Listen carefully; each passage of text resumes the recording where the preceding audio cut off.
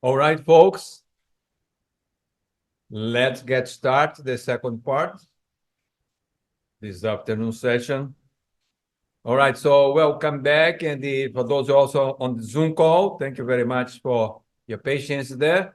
And we started the afternoon session. And for that, I'm going to invite to the podium Suad Joseph, who is the president of the UCDEA's Emeriti Association, with a brief message to you all. Suad. Thank you, Walter, for inviting me to share a bit about the Emeriti Association, but most especially thank you for organizing all this for the second year in a row. I'm sure you can all imagine the enormous amount of work that goes into putting together the videos, the support, the luncheons, the background materials. So I just want to take a moment for all of us just to thank Walter for all the work he's doing.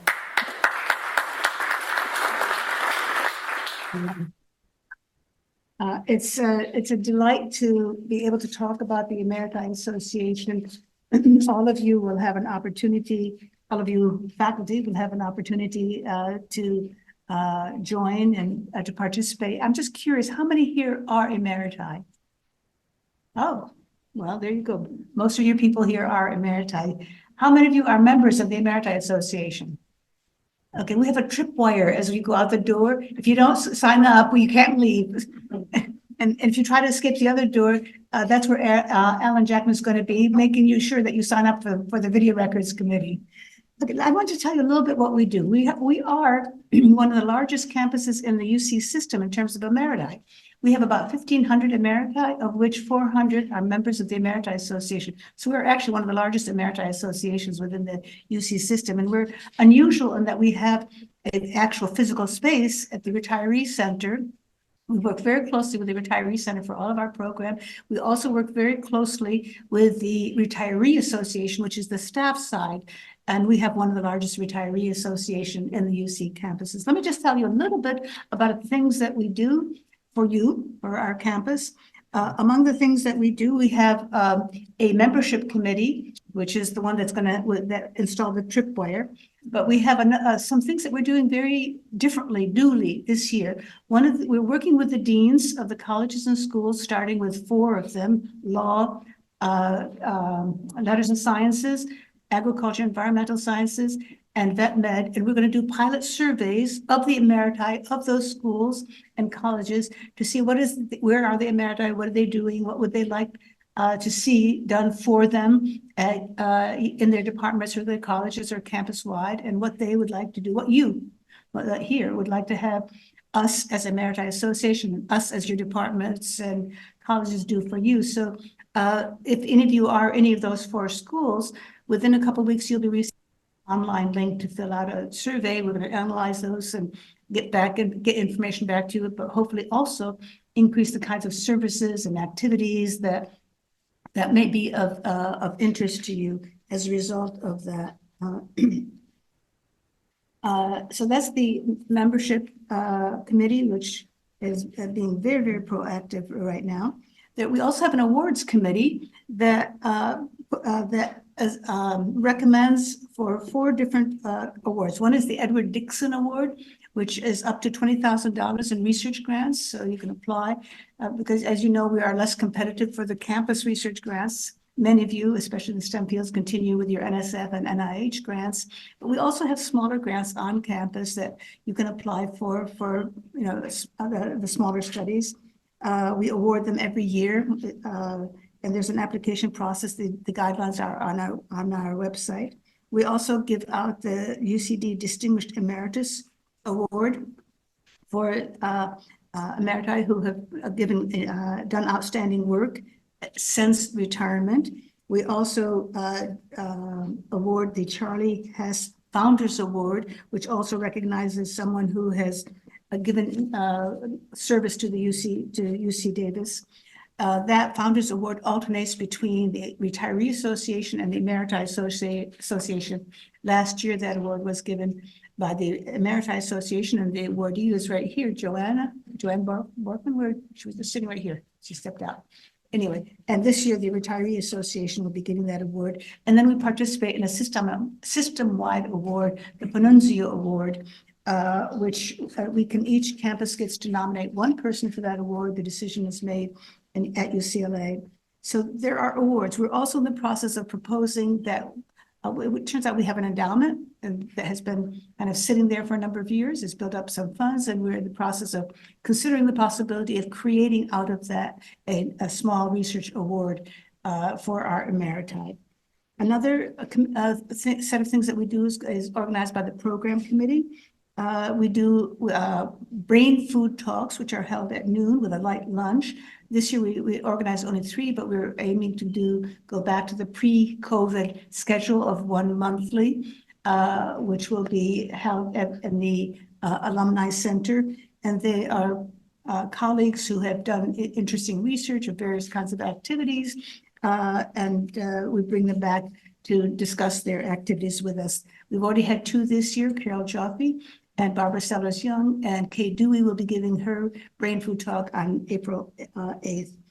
We also do activities with the Retiree Association through the Programs Committee. This year, next month rather, we're going to do a tour of the Mossack Museum in Sacramento. So you'll be receiving a notice about that. We work again with the Retiree Center.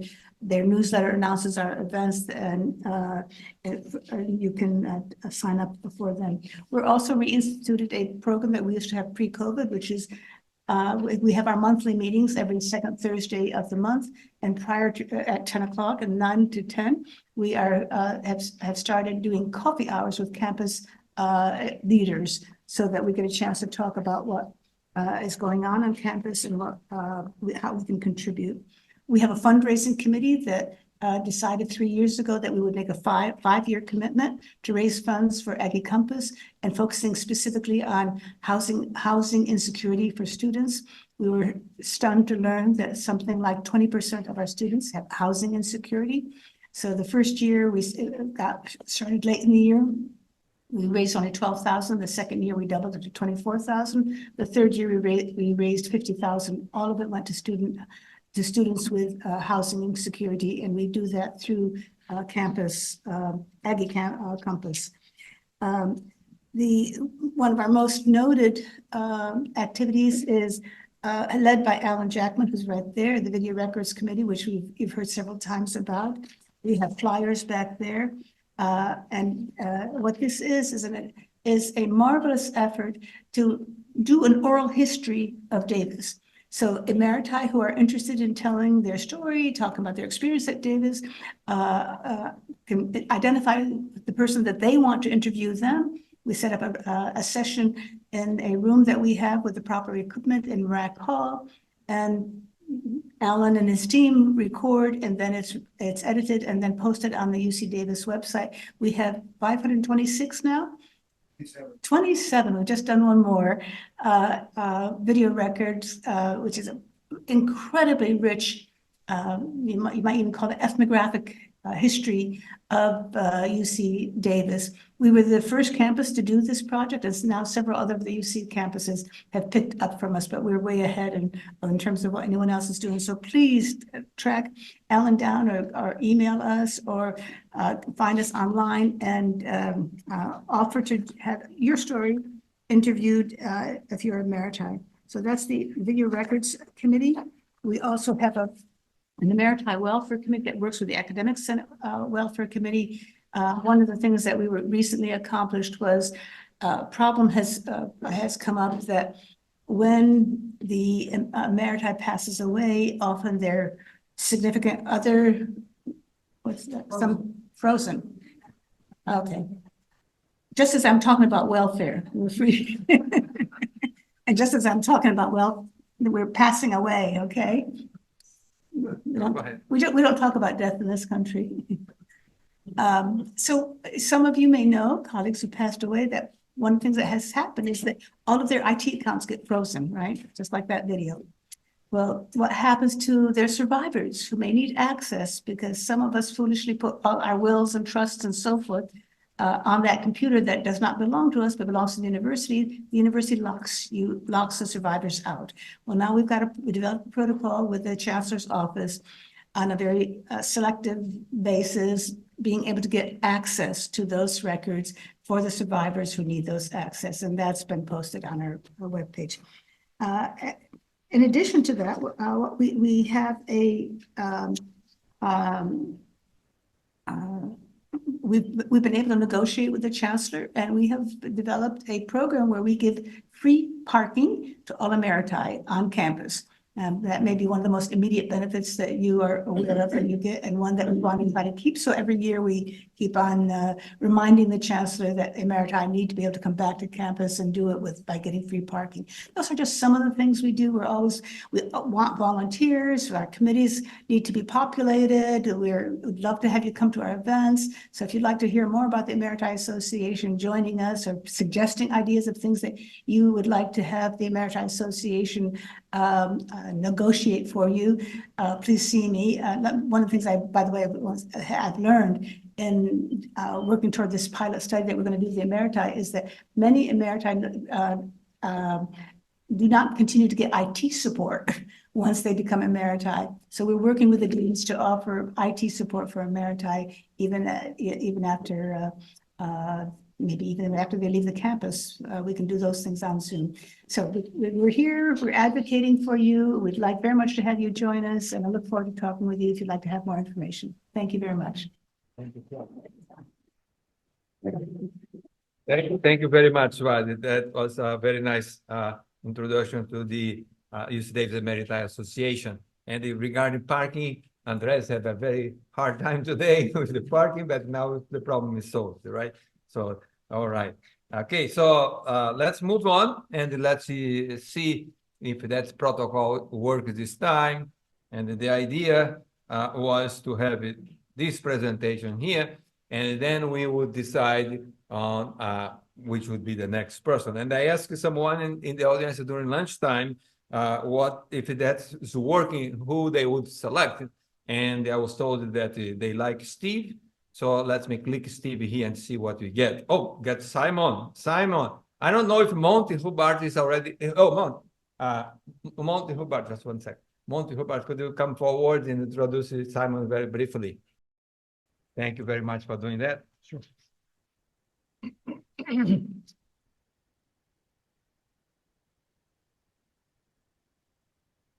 I'm Mont Hubbard. I've been an emeritus. This is my 11th year, and it goes on and on and on, faster and faster. So,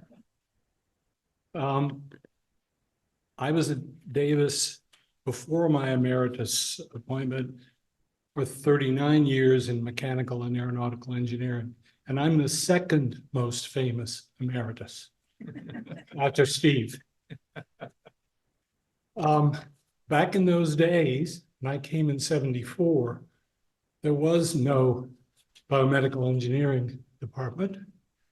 And I remember some of us who sort of worked tangentially, worked together to create a biomedical engineering group from which the biomedical engineering department evolved and was created. Today, I'm here to introduce Simon, who is one of the most illustrious members of the biomedical engineering department. He's in fact in biomedical engineering and radiology. His education at BS was in University College London, and got his PhD from the Institute of Cancer Research at the University of London. His field, he was trained in medical physics, but he's been in biomedical imaging of various kinds, the kinds that the words are too long to say, and you instead use the acronyms. He was trained in medical physics and has worked in PET scanning, combined PET and MRI scanning, and Cherenkov radiation. He's a fellow of numerous institutions or organizations. The most interesting one is the National Academy of Inventors. And I would say I have to characterize his work on reading his CV as inventing new stuff in imaging. That can be used mainly in biological sciences. He is a recipient of the Chancellor's Lifetime Innovation Award at UC Davis. He's a member of the National Academy of Engineering and a fellow of the IEEE and the AAAS. I hope you all know what those acronyms mean. IEEE is the Institute of Electrical and Electronics Engineers. The others are. So I don't know what he's going to talk about, but presumably imaging and inventive imaging. Simon?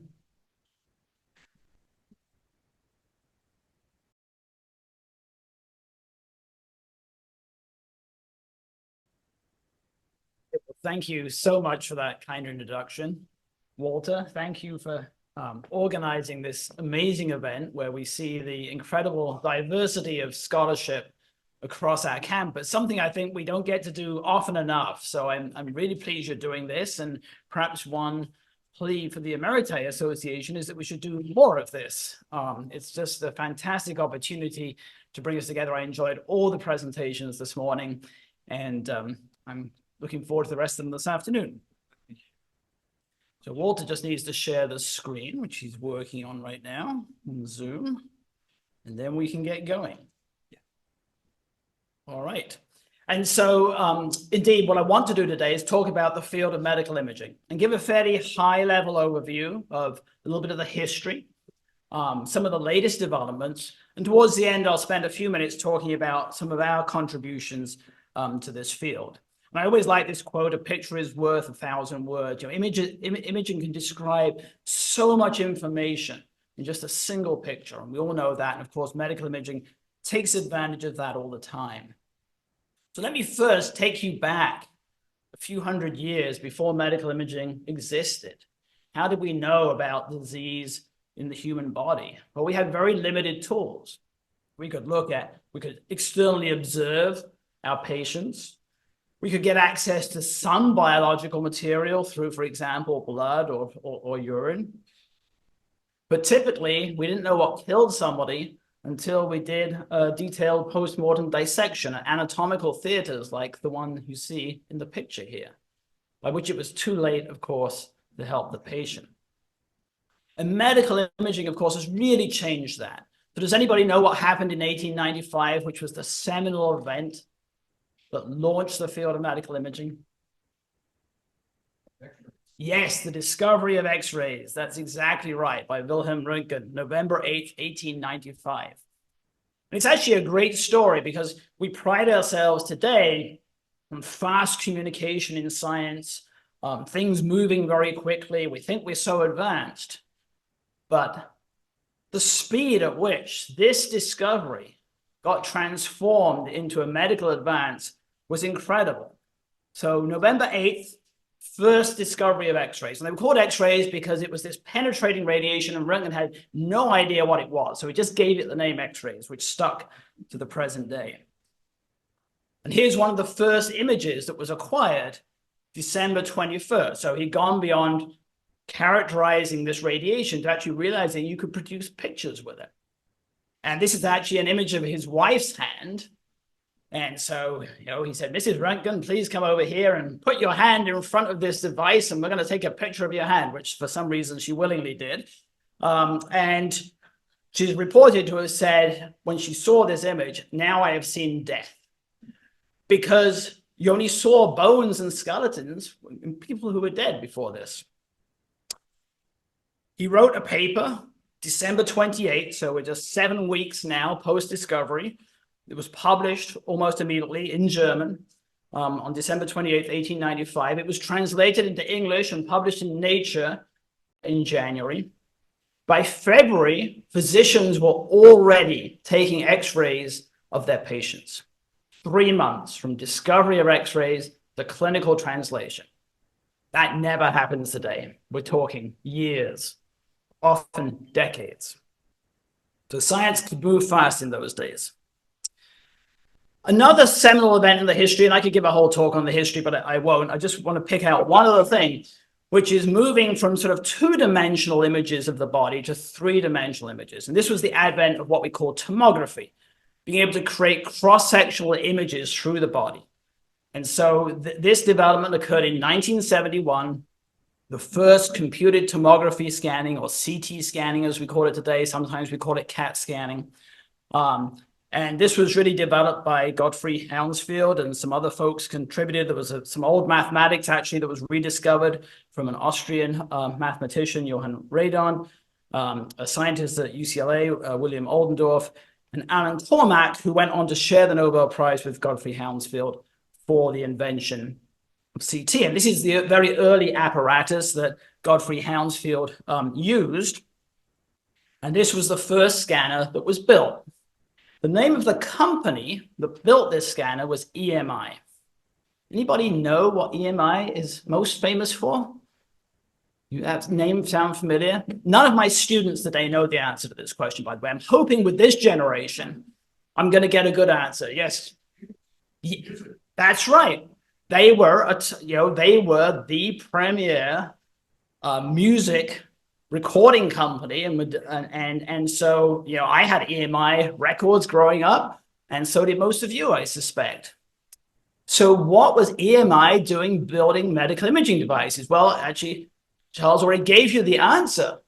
They had tons of money thanks to the Beatles. They didn't know what to do with it. So they built this huge research center, and they were doing research in all kinds of different areas.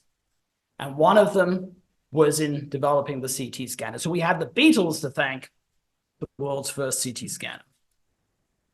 Now, the images that came off this first system were hardly impressive. This is a cross-section through the human brain. But it, again, was the first time we were actually able to look inside of the brain in a cross-sectional view and see what was going on. Now, X-rays is just one type of radiation that we can use for medical imaging. We have this entire electromagnetic spectrum of different types of radiation available to us. So X-rays and CT and related techniques like mammography, which we use for breast cancer screening, and fluoroscopy, all use X-rays. But we can also go to higher energy radiation, and this is what we use in the field of nuclear medicine, which happens to be the area that I work in. And this is where we get into the acronym SOUP that was already referred to. So we have techniques of SPECT, which stands for Single Photon Emission Computed Tomography. We won't talk further about that today. And another technique, which we will talk more about a little later, which is positron emission tomography, or PET scanning. So that uses gamma rays. We jump down to the other end of the spectrum, radio waves, and this is where magnetic resonance imaging comes into play, because we use radio waves to stimulate transitions in protons inside the human body to generate signals for MRI. And we don't tend to use the radiations in the middle of the spectrum here because they're heavily absorbed by tissue in the human body. So it's rather hard, and there are some exceptions, but it's rather hard to use microwaves, infrared, even visible light's very limited in its penetration depth through human tissue. So that's why we're sort of at the two ends of the spectrum. Now, there's one major class of imaging techniques that are not on this plot because it doesn't use electromagnetic radiation, uses acoustic radiation, and that, of course, is ultrasound. This is where we're using sound waves to penetrate the body and get reflections of those sound waves to create an image. So around all these different types of radiation, we have developed methods to generate contrast so we can create images. And some of the early imaging systems were pretty scary looking. So these are some of the early imaging systems based on different kinds of radiation. On the left, you have an early MRI scanner. The middle one, which looks particularly daunting, is an ultrasound system where you actually got immersed in a tank of water. And on the right-hand side, you see an early CT scanner, which we've already seen, and an early PET scanner. But you can see that largely these are definitely engineering prototypes, right? But this was the stage in the 1960s, 1970s of going from physics principles to developing prototype systems that could produced some of the earliest images. And so on the top left, you again see the CT scan that we've already seen. On the bottom left, you see a nuclear medicine scan showing perfusion, blood flow in the heart muscle. In the center is a very early MRI scan of the human brain. On the right is another nuclear medicine study for the first time looking across the whole body to see what was going on. So these are very early images. The next phase is really what I'll call the engineering revolution, where major companies invested in these technologies, which were so transformative in human medicine and really have taken us an incredible way from those early prototypes. You see these very sleek looking machines now, which is what you're going to encounter if you enter any modern hospital. They produce really tremendous images, as I'll show you in just a moment. But just to give you a sense of the engineering, and a lot of this work is happening inside the companies, fantastic scientists and engineers developing these incredibly robust systems that have to work 24 hours a day, 7 days a week in our hospitals. So let's just take the CT scanner and take those fancy covers off and look what's happening inside. I'm going to show you a short video of what's inside. So this ring contains an X-ray tube, which is pretty heavy, a couple of 100 pounds, and an X-ray detector on the other side. With the CT scanner, we have to get lots of different angular views around the body. We have to spin this. We don't spin it slowly. See, what is spinning around your body. We put covers on and they're not transparent. This could be freezing. We're rotating hundreds of kilograms at the same time. That speed requires 5 revolutions per second. Forces in the range of 7 to 10 G. And nothing is wobbling to more than about 0.5 millimeter. Incredible, incredible engineering of these devices. And now I just want to show you some of the kinds of images we can produce. Remember those early images I showed you? We'll now look at the anatomy we can see inside the human brain with magnetic resonance imaging. Slices every 1 millimeter cutting through the brain in exquisite detail. Well, this is an angiogram where we've injected a contrast agent into the blood vessels, allowing us to see them very clearly on an X-ray image, highlighting the vasculature inside the human brain. And these are all non-invasive, very safe techniques. This example here is mapping the white matter tracts inside the human brain. Essentially, this is a wiring diagram of the human brain, looking at all the interconnections. Here we see perfusion or blood flow in the brain and how it's changing as an individual is listening to music. And a final example, here we're looking at neurochemistry in the brain. We're looking at dopamine receptors. So we're looking at chemical interactions in the brain using a PET scan. Moving on to the heart. This is a CT scan of the heart where we put a contrast agent in so we can see the coronary arteries very clearly in white here, superimposed on the heart muscle itself. The heart, of course, is beating. So this image was acquired in a fraction of a second, covering the entire human heart. Sometimes we want to look at that motion, though. So here's an MRI video, which unfortunately has just stopped. Let me see if I can play it again. It's only going to play for you once by the looks of it. So I'll give you one more time to look at it. So here we see the contracting of the heart muscle. And in this ultrasound image on the bottom right, you can see the valves between the heart chambers flipping open and closed. And so, beautiful examples of now watching the body in motion. And finally, of course, we use imaging to guide a lot of interventions. So in this case, we have a catheter going up into the coronary artery, squirting some contrast agent in so we can look at the coronary arteries to see whether one of the arteries is restricted, constricted, and if it is, then we can place a stent in there to open up that vessel, doing all of this under X-ray guidance. We can step outside of some of the common organs. This is an MRI scan of the liver. Now we're down in the abdomen, going into the feet. Perhaps we're interested in arthritis here. We're looking at both the bony structures and the vasculature. And this is now a longer segment of the body acquired on a CT scanner where we move the patient through the scanner and acquire a longer piece of the body, looking at the vasculature all the way from the heart down into the top of the legs. And we can even image before birth. As you well know, one of the strengths of ultrasound is imaging in utero. Beautiful quality fetal imaging is possible now with ultrasound, either in a single section, as is shown here, or now even using advanced three-dimensional techniques where you can actually render the entire surface of the baby, as is shown on the bottom right. And we can do that as a video. Here's a beautiful video of a baby yawning inside the womb. So this just gives you an idea now of the breadth and the range of the kinds of things that we can do with modern medical imaging devices. So now I'm going to turn to talk to our small little contribution to this field that we've made over the last 20 years while I've been here at UC Davis and the 10 years that I was at UCLA before that. And we've worked primarily on a technique called positron emission tomography, or PET scanning. So let me tell you a little bit about how that works, first of all, because I suspect it's unfamiliar to most of you. So there's four main stages here. First of all, we're going to inject a contrast agent. And this contrast agent that we inject is a molecule that we're interested in studying inside the body, and it's got a radioactive tag on it. And it's the radiation from that tag, when it gets emitted, that's going to allow us to image where those molecules are inside the body. So we inject this typically through a vein in the arm. We place the subject in the PET scanner, and we get images. So now a little bit more about the physics behind this, because I know it's just after lunch and you probably don't want to hear about physics, but it really is a very beautiful, beautiful piece of physics. So we have a radiolabeled molecule. So it's a molecule. We've got a radioactive tag on the molecule, which is the little yellow ball there.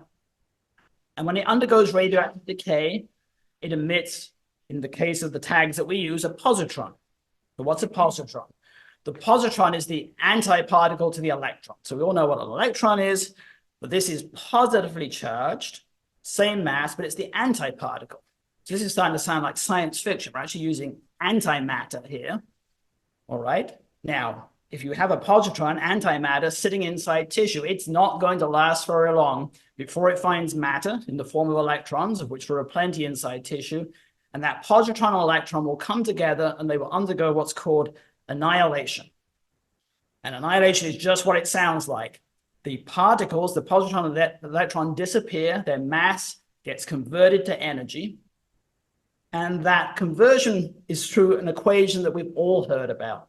It's Einstein's very famous E=mc² equation. So here's a practical use. We use this in hospitals every day because this conversion of mass into energy results in the emission of two high-energy gamma rays back to back that can easily escape the body. And that's what we detect in the PET scan. So we inject something that's radioactively tagged. It emits a positron. Positron meets an electron very quickly, gives us two back-to-back gamma rays, and our PET scanner is trying to detect those gamma rays. And that's what gives us the information from which we can eventually form an image. So what kind of radioactive tags can we use? Well, there's a range of them. I've shown just 5 examples here, but there are many more, but these are some of the more common ones we use. The half-life is the time for half of the radiation to decay away. So you might think, well, if you're going to inject me with something, I want it to be a short half-life, right? Because I want it to go away quickly. And that's true. But if it's too short, then we don't have enough time to make it, to make the radioactive material, to tag it onto our molecule, to inject it into you, and to get an image, okay? So oxygen-15, for example, here is pushing it 2 minutes. We've got to make it. So we have to have an accelerator right next to the scanner. We've got to tag the molecule we want to tag. We've got to inject it, and we've got to get an image, all in a few half-lives, so a few minutes. And that's pretty challenging.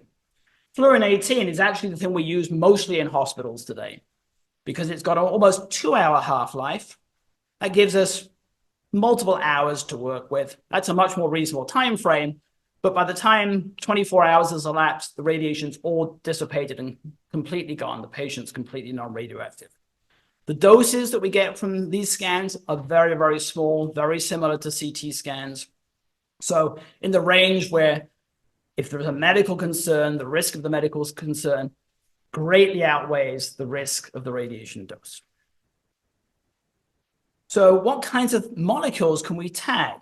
So this is very different than anatomic imaging. So with CT and with MRI, typically we're looking at structure and anatomy. And that's great for many things.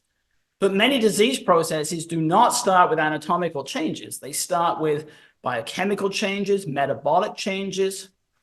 And so we need techniques that can detect these kinds of changes to accurately classify disease and diagnose it early. So we might be interested, for example, into getting into physiology and looking at things like blood flow or blood volume. And we have labeled molecules that can do that. I mentioned metabolism, very important in many disease processes, whether that be oxygen metabolism, glucose metabolism, or fatty acid metabolism. And for each of those, we have traces. Or we also have traces that bind to specific receptors and proteins. So, for example, we have things, and I showed a PET scan earlier of binding to dopamine receptors, so we can map out the dopamine receptors. For prostate cancer, we have something that binds to something called the prostate-specific membrane antigen. This is a great compound for looking at prostate cancer. We have compounds that can bind to CD8 expressing T cells. We can start to map out immune cells throughout the body. And very importantly, in recent times, we have compounds that can bind to amyloid plaques in the brain, allowing us to assess how much amyloid is in the brain of patients suspected of having Alzheimer's disease. And now with the advent of amyloid clearing drugs that are very expensive and only work in a subset of the population, we can monitor whether the drug is actually clearing the amyloid using PET scanning. Our first contribution in this field really wasn't in human imaging at all. When I was at UCLA, we made the observation that this kind of technology could be very useful in a preclinical setting. We have all these animal models, often small animal models of human disease, where we test our therapies before they go into humans. But how to examine in an animal whether those therapies are working or not? Well, typically the animals, you get large groups of animals at multiple time points and you would sacrifice them and make measurements on the tissues. How about if we could do that with imaging instead? Reduce the number of animals, be able to follow the same animal over time during the course of the disease and the treatment. Much more powerful statistically. And so we thought of developing imaging technology for small animal imaging. This is a challenge because the size of the brain, for example, in a mouse is obviously a lot smaller than in a human. So that means the resolution, resolving power of the instrument has to be way better. So we had to invent some new technology to make that possible. And so here's a test object that we scanned on a regular scanner and then on our prototype preclinical scanner. You can see how much the sharpness has improved, meaning we're getting much better resolving power. And so over many years, we developed multiple prototypes of these systems. They got commercialized and in the end distributed to many hundreds of labs around the world. But importantly, not just labs, they also went into essentially every major pharmaceutical company around the world as well for use in drug development. The second area we worked in is bringing multiple imaging modalities together because, as you will have noticed, each has their own strengths. We have some techniques that are very good at looking at anatomy, like MRI or CT. And then we have some that are looking at more functional parameters, metabolism, for example, and that would be PET. What about if we could get both scans at the same time? So we could understand if we see changes in metabolism, where exactly is that in the body? And so the idea of bringing together, for example, PET scanning with MRI scanning is of interest, but challenging. MRI scanners involve these huge magnets and fluctuating magnetic fields.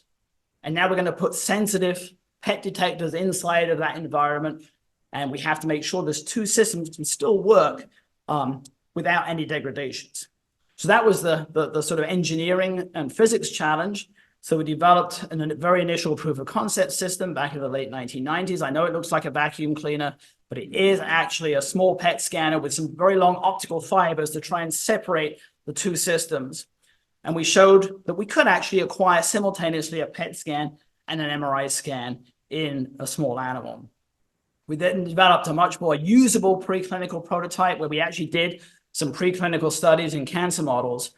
And although we stopped working on it at that point because it transferred to industry, The major companies have subsequently developed human simultaneous PET MRI scanners, hybrid scanners that can acquire both data sets at the same time. So this is now also a reality.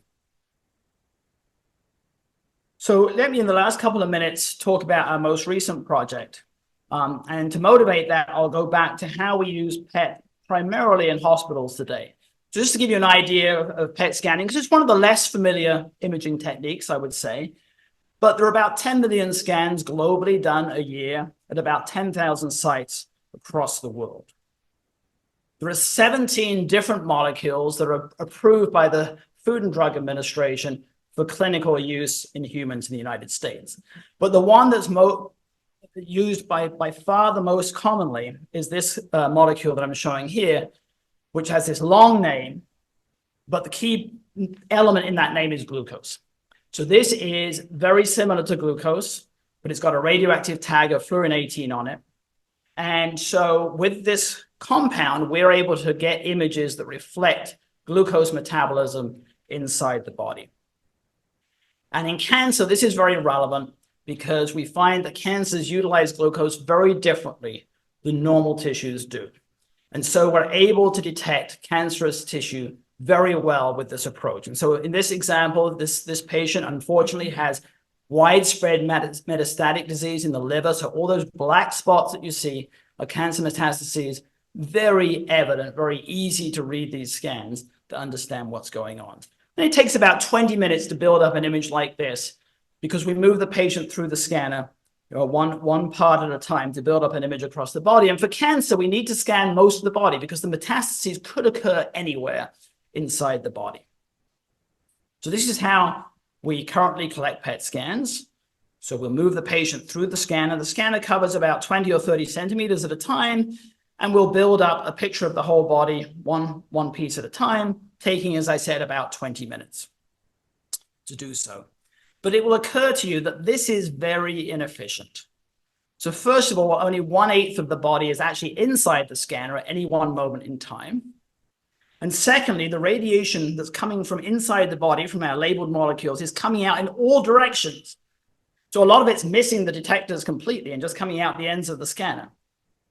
And you can actually do a quick calculation to show that of the radioactive decays happening inside the body, we detect less than 1% of them. Well, I don't want to tell you as a patient, well, we're going to inject this radioactive material into you. And by the way, more than 99% of that radioactive material is not going to give us a signal in our scanner. We're just going to waste that signal. What a terrible thing to have to tell your patient. So the solution is to go from a geometry like this, and you've probably already thought about what the solution is, to what we call a total body PET scanner, the scanner that covers the entire human body simultaneously. So now the whole body's in the scanner, and whichever direction that the gamma rays are emitted in, essentially, we're going to collect them. So this gives us some great opportunities. We see the whole body, and we're going to collect a lot more signals. So we should get much better images as well. But it comes with some significant challenges too, as you can realize. So the scale of the system now is an order of magnitude higher.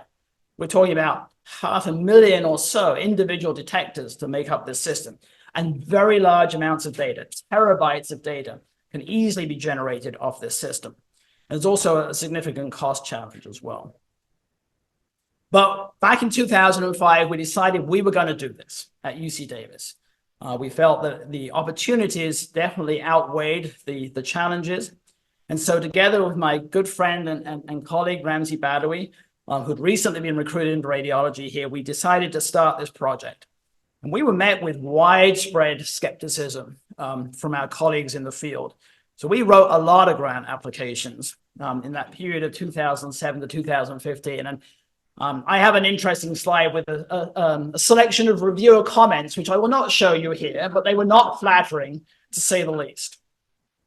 We had no money, so all we could do is run computer simulations, essentially, which is what we occupied ourselves with during that time. But then eventually we did actually, in late 2015, we did hit the jackpot at NIH. We got a transformative grant of over $15 million to build the first prototype system. And then the challenge switched from having no money to oh my goodness, we're an academic lab and we're proposing to build the biggest imaging device ever. We don't have a clue what we're doing.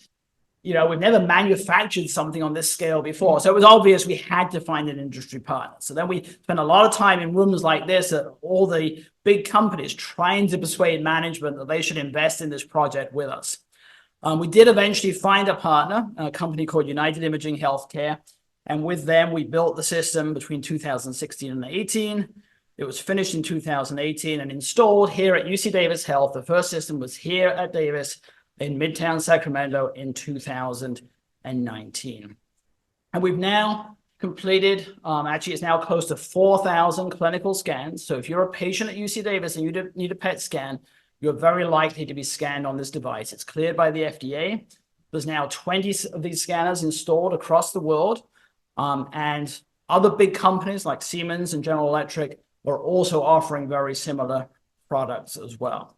So it's been a long journey from the initial concept in 2005, but an exciting one. And I just want to spend a moment to draw a parallel to give you a sense of the complexity of this device. So on the right-hand side, you see the electromagnetic calorimeter at CMS, which is one of the big CERN experiments in high-energy physics, okay? And so those are images of that system, which is physically very massive. But in terms of complexity, if you look at the number of detectors and the number of electronic channels, it's actually very similar to the Explorer total body PET scanner that we've developed here at UC Davis. So our medical imaging systems are now approaching the complexity of high energy physics experiments, which are run by teams of hundreds of people. We have 2 technologists run this system in our hospital every day. So that speaks to the reliability and the amazing engineering by industry that have made these systems so robust. So what are the capabilities of this new system? Very high quality images, which can definitely change patient care. We can image very quickly. So if you have children who find it very hard to stay still, we can capture images in just 30 seconds and capture the whole body. Or in cases where we have young patients with chronic diseases that are not life-threatening, we may want to bring the radiation dose down. And we can inject 1/20th of the dose that you get on a regular scanner and still get very nice images. But the key thing that's new is in research. So in research now, not only do we get these beautiful images, but we can do it dynamically. And so this is a 1-second scan. It's not as good as, you know, a several-minute scan, but it's still not bad. But now we can actually dynamically image as we're injecting the compound. And you can watch how it distributes across the whole body. This has never been possible with any other medical imaging technique before. So essentially what we're doing is we're getting the entire profile of how our labeled molecules move throughout the body, how they're transported, how they're taken up in tissue, how they're excreted from tissue over time. And we can watch that process in every tissue and every organ. And these are not just pretty pictures. There's quantitative data underlying this. So I can draw regions in any part of the body and I can derive concentration of my compound over time, everywhere in the body. So I'm measuring what is called the pharmacokinetics of the tracer everywhere. And I'm measuring this in 1 million different spatial locations in the body. And this is opening up huge new areas of research in what's called whole person research, systems medicine, understanding how the body works as a system. So not just looking at the brain on its own, not just looking at the heart on its own, but looking about how the whole body interacts. And this is a very exciting new area of research. And so although I'm officially retired, I'm not actually, because this is going to be a lot of years of work ahead with a lot of great collaborators that we have. And with that, there's a few people I just need to quickly thank. Obviously, I'm not going to go by name because it would be hundreds of people, but all the members of my lab, past and present, for their incredible contributions and hard work. A lot of colleagues and collaborators for all the expertise and fun interactions we've had. We don't usually thank the university administration, but I have to say one of the reasons I've been at UC Davis for so long is because the administration has supported us. At times we've needed critical infrastructure, critical help, and although it's not always been easy, they have stepped up and done some things without which we would not have been successful, and so I'm grateful to them for that. Also, a group of unsung heroes, our staff at UC Davis. That goes across purchasing, across grant support, all different areas, people who've been critical in us being able to be successful in our mission. And finally, of course, my family who supported me day and night at home. Thank you so much. Thank you very much. Thank you very much, Simon. Card for you. I know that everyone has a question to Simon, and maybe the main question is that would the insurance pay for that, right? And he's not able to answer that question. Would you do that? Okay, so why don't you say? Why not? No, it's reimbursable, so it's paid for by insurance. Absolutely. Wonderful. Yeah. The technique is marvelous, unbelievable. All right, so let's continue now, and let's go back here. And continues with the next presentation, Subhash Risbud, Jeffery Gibeling. Jeff is one of this faculty that retires maybe 5 times or so, and he served in the administration many capacities, and including the last one as Vice Chancellor for Research. To me, the most outstanding contribution was as Dean of Graduate Studies that make a big impact on this campus. Jeff. Thank you, Walter. Well, it's my great pleasure to introduce my friend and colleague, Subhash Risbud, of the Department of Material Science and Engineering. Subhash is a very accomplished and well-recognized researcher, primarily in the area of processing of a variety of novel materials, including biomaterials, nanomaterials, and different kinds of glasses. Subhash began his academic journey as an undergraduate at the Indian Institute of Technology in Mumbai, a prestigious institution, where he earned his undergraduate degree.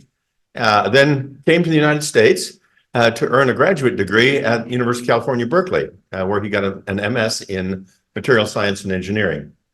After completing that degree, though, he decided to gain some practical experience, and so he became a laboratory worker making materials at Stanford, the Center for Materials Research, and later at GTE Sylvania for, I guess that was about 4 years total. He then returned to Berkeley to complete his PhD in relatively short time in 1976. And that's when his career as a faculty member began.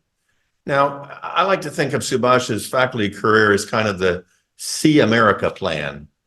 So he'd only been in the country 5 years. I guess he decided he needed to see things. So he started at Lehigh University in Pennsylvania, moved to University of Nebraska, Lincoln, and they got to the center of the country at the University of Illinois, Urbana-Champaign. I guess he'd had enough of the North and moved south to University of Arizona, where he was for a few years. But then we recruited him to UC Davis in 1990, where he's been ever since. And so even though in his research he often studies metastable materials, he finally found stability, finally found equilibrium. And here at Davis, the number is gone now, but I think, what was it, 32 years, I guess, total, officially, before he retired. 33? 33. We'll give him credit for one more. So Subhash has been here for the bulk of his career. And as I said, he studies materials processing in particular. He's had funding from the federal government, of course, from industry, as well as from national labs. Most notably, I think one of the most notable accomplishments is that in 1994, the W.M. Keck Foundation awarded him $600,000, which in 94 was a pretty good sum of money, to establish the UC Davis Nuclear Magnetic Resonance Facility. And so that was the first Keck Award at UC Davis, and we've had others since then. So it started a nice progression. Now, as a result of the funding, of course, Subhash has published prolifically, over 300 papers with his students, 6 patents as well for his contributions. So Subhash is obviously an accomplished researcher and passionate about his research, but he's equally passionate about teaching. And he's especially passionate about teaching our introductory undergraduate course in material science and engineering, which is taken by sophomores. In fact, he sometimes volunteers to teach it more than one time in a given academic year, and so committed to it. Now, along with the teaching and research, of course, Subhash has contributed in important ways to leadership at UC Davis. As chair of the then Department of Chemical Engineering and Material Science, and later the Department of Material Science and Engineering after there was a reorganization, where he is essentially the first chair of our department. Along in between all of that, some of you may recognize that he served as director of the Internship and Career Center for 9 years, from 2005 to 2014. So he has been an active leader on the campus for much of his career while he's been here. And as a result of his research and teaching contributions, Subhash has also been recognized with multiple awards, in particular from the American Ceramic Society, which is his primary professional society. He's received an Outstanding Educator Award and as well the W.D. Kingery Award. So that's for research. So one for teaching, one for research. At UC Davis, closer to home, he's received the Academic Senate Distinguished Teaching Award for Graduate Mentoring, and also the College of Engineering Outstanding Teaching Award. And finally, in this collection of accolades, he was instrumental in the fact that one of his former master's students donated to the campus, to our department, really to establish the Blake Hutt Underwood Endowed Professorship. And not surprisingly, Subhash was the first holder of that professorship in our department. So with that, I'm very pleased to welcome Subhash.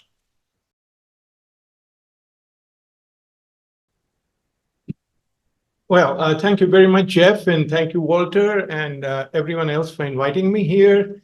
The topic of my talk is about stuff, and following Simon's outstanding presentation on multi-million-dollar equipment and imaging, this stuff is dirt cheap, because it's literally on the earth. So we are down to earth. So I'm going to talk about a career spent all these last 40, 50 years. And as Jeff pointed out, I started out from India and then went to Berkeley and then to Stanford and then GTE and then to Nebraska and Lehigh and 5 different universities. So a friend of mine was joking with me the other day. He said, "How did you get fired from 5 universities?" I said, no, that's not how academia works. We don't get fired. We just move, right? So, but when I think of my life, I was reminded of a recent episode, which I really want to relate to you, because I heard so many stories about plants and seeds today.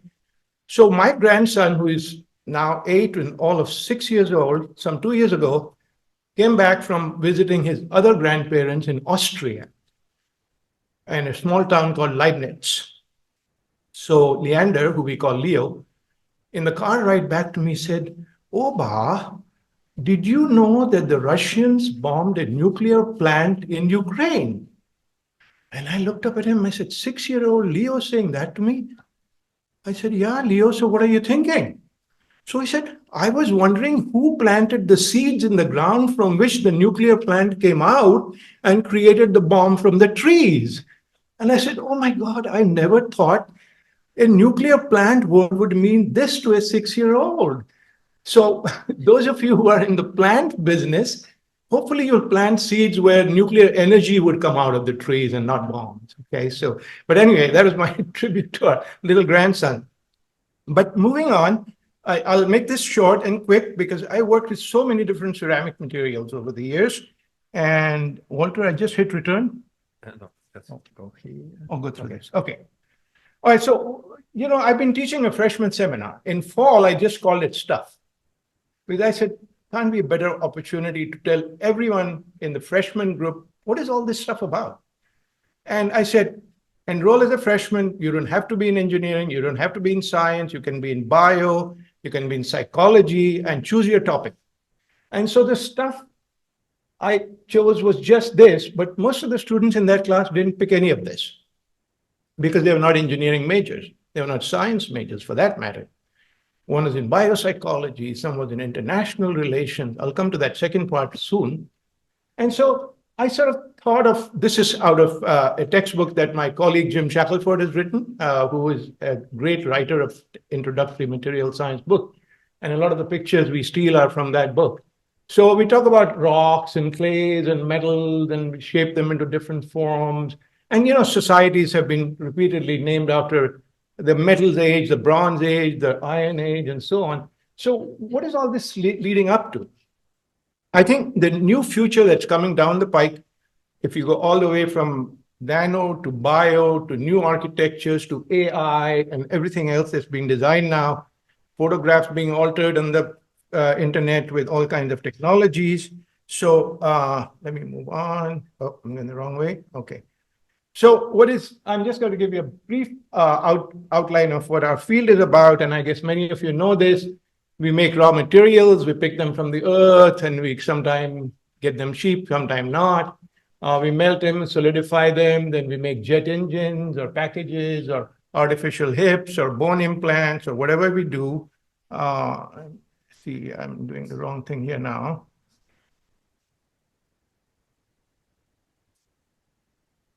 Walter, do I hit the arrow or to get this off? Okay, just go here. Push here all the time. Okay. All right. Very good. Just give you a quick example here. Metals we all know, the metals age, and then ceramics, my favorite, a teapot every morning. But there are other things in that too. There's teeth. My dentist reminds me every time I need a crown. It's made out of a lithium disilicate glass ceramic by Corning. And it's as painful as it is, I'm glad it's there. And I'm still holding, right? The implant is another story. That's a metal, titanium, right? So anyway, that's that. Then there's semiconductors and polymers, Silicon Valley being near us, of course. We always fond of all of these semiconductor chips being talked about. And then there's this, my favorite amateur hobby. I keep looking for a new tennis racket every time I break or bend one. So this is the lightest one I've been buying at some cost and still not broken. But it's made out of polymers and glasses and all kinds of lightweight materials, carbon fibers and so forth, you know. And then there's something by grad student Barbie Nellis made in my lab some time ago that many of you may or may not have heard of. It's called an aerogel. It's made out of silica, beach sand. And yet, Lawrence Livermore lab made it. I mean, Barbie was working there as a grad student. And when you hold it in your hand, you think it's about to fly away. It's a solid, but it's 98% empty space.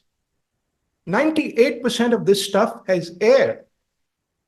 So it's a lot of doors. You can fill it with a lot of stuff, you know, bio or other stuff. And we're talking about doing some of that stuff in my lab now. But these are aerogel samples. You can make them big, small, as big as a slab this long. And then there are all these other little, you know, carbon nanotubes and all kinds of nanoparticles. And I've just got this picture out of, I think, one of Jim's textbook. DNAs, bacteria, and just give you an idea of the size and scale of all this. So then, what is nanotechnology based on? I mean, all this is nano stuff going around. Everything has to be done at a scale of nanometers nowadays to make it sensible and reactive and, you know, kind of useful for all kinds of application. And most of the material science end of it is fundamental physics, chemistry. And then the E side of it, engineering, is, you know, how to make it bigger and better. And Simon put this in good words in his talk. Well, if you got something on this scale is one thing, then you want to expand it and engineer it. That's yet another project, right? So, so nanotechnology is just useful functional materials you can create, but that is exploitation of physical, chemical, and biological processes at different length scales. I mean, that's kind of my way of looking at it. So what are some of the products that you might encounter in everything from CVS pharmacy to everywhere else? Well, sunscreen we are all too familiar with, usually made out of zinc compounds, then self-cleaning glasses that Pilkington and others have come up with. Of course, there's a lot of clothings now coming about, fabrics with nanoparticles and all kinds of radiation stuff. I mean, if you watch these fashion shows nowadays, designer clothes come that luminous light of all sorts and fabrics that can be mechanically good, but optically and photonically responsive. Then there are coatings and, of course, bandages and swimming pool disinfectants, all kinds of things that are based on nano and biotech of some sort. And so why nano in the first place? I mean, we're talking about providing renewable, clean energy, water, of course, the environment and climate change and all of those issues, all of that happening. So traditional manufacturing has always been top down. You know, take a big piece of steel, you machine it, make it smaller and smaller and smaller. But Nano is now building it from the bottom up, sort of. Start with small and then build big. And the big news nowadays everywhere is 3D printing. We're working with Livermore. Ivo Matthews, there is an undergrad at UC Davis in physics, is working with one of my students, Julie Soderlind, on laser melting and making 3D printing materials. So you just sort of start with powder or something basic and come up with the end product in one step, no machining and so forth. So, that's kind of the bottom-up approach. And it's environmentally friendly, produces less pollution, so forth. So the basic difference between nano and bio, I'm sure this is something you've all heard about, molecular scale, all nano stuff, molecular structure, plants, animals, and all of this stuff, right? One of the most interesting things for those of you in plant science who might be interested, I'm working with Dr. Jaime Zheng at the Lawrence Berkeley lab. She's come up with an extraordinary microscopy technique, and it deals with plants. It's called liquid cell TEM, transmission electron microscopy. In all my life, I'd only heard of solid samples going into a TEM. She's invented a liquid cell TEM where you can put soil in there, put water in there, and have a liquid solution going in, and nano bubbles form at the base of the soil and enriches the soil in some way that I can't understand. And we are trying to find out through a proposal we're writing. And it makes the plant growth healthier. So the fact that you can watch this in situ in the TEM while it is happening in a liquid cell TEM is extraordinary. Because I'd always heard of solid TEM all my life. Garrett Thomas at Berkeley taught us that. TEM is transmission electron microscopy. You take sample, solid, ion thin it, look at it, great images, high resolution, so forth. But liquid cell is the new evolution technique that applies to plants, to biology, to biomolecules, reactions in the liquid state and solid state both. So it's an interesting corridor we're going through. And then there's colloids and interfaces and solar cells. Quantum dots is another thing. 2 years ago, 3 people received a Nobel Prize for quantum dots. And if any of you visit Costco, as a retired person, I go to Costco just to hang out there, right? And so it's a good way to spend time. You get a nice walk out of it, and it's a big store, and I enjoy it. And so then I saw a thing saying Samsung Quantum Dot TV. And I said, hey, I did research on quantum dots since I was in Arizona's Optical Science Center. What are they doing now? And apparently what they're doing is improving the resolution of the screen by putting quantum dots of different sizes on a big 84-inch screen or whatever big size they have. My room isn't big enough to fit one, but they've got 7 feet long TVs now. My God, in this new age. But anyway, quantum dot TVs by Samsung. So that's sort of semiconductors that are, I put semiconductors in glasses and looked at the beautiful glass I made, and I was so amazed I made a quantum dot 25 years ago. But now it's on TV screens, so that's fantastic.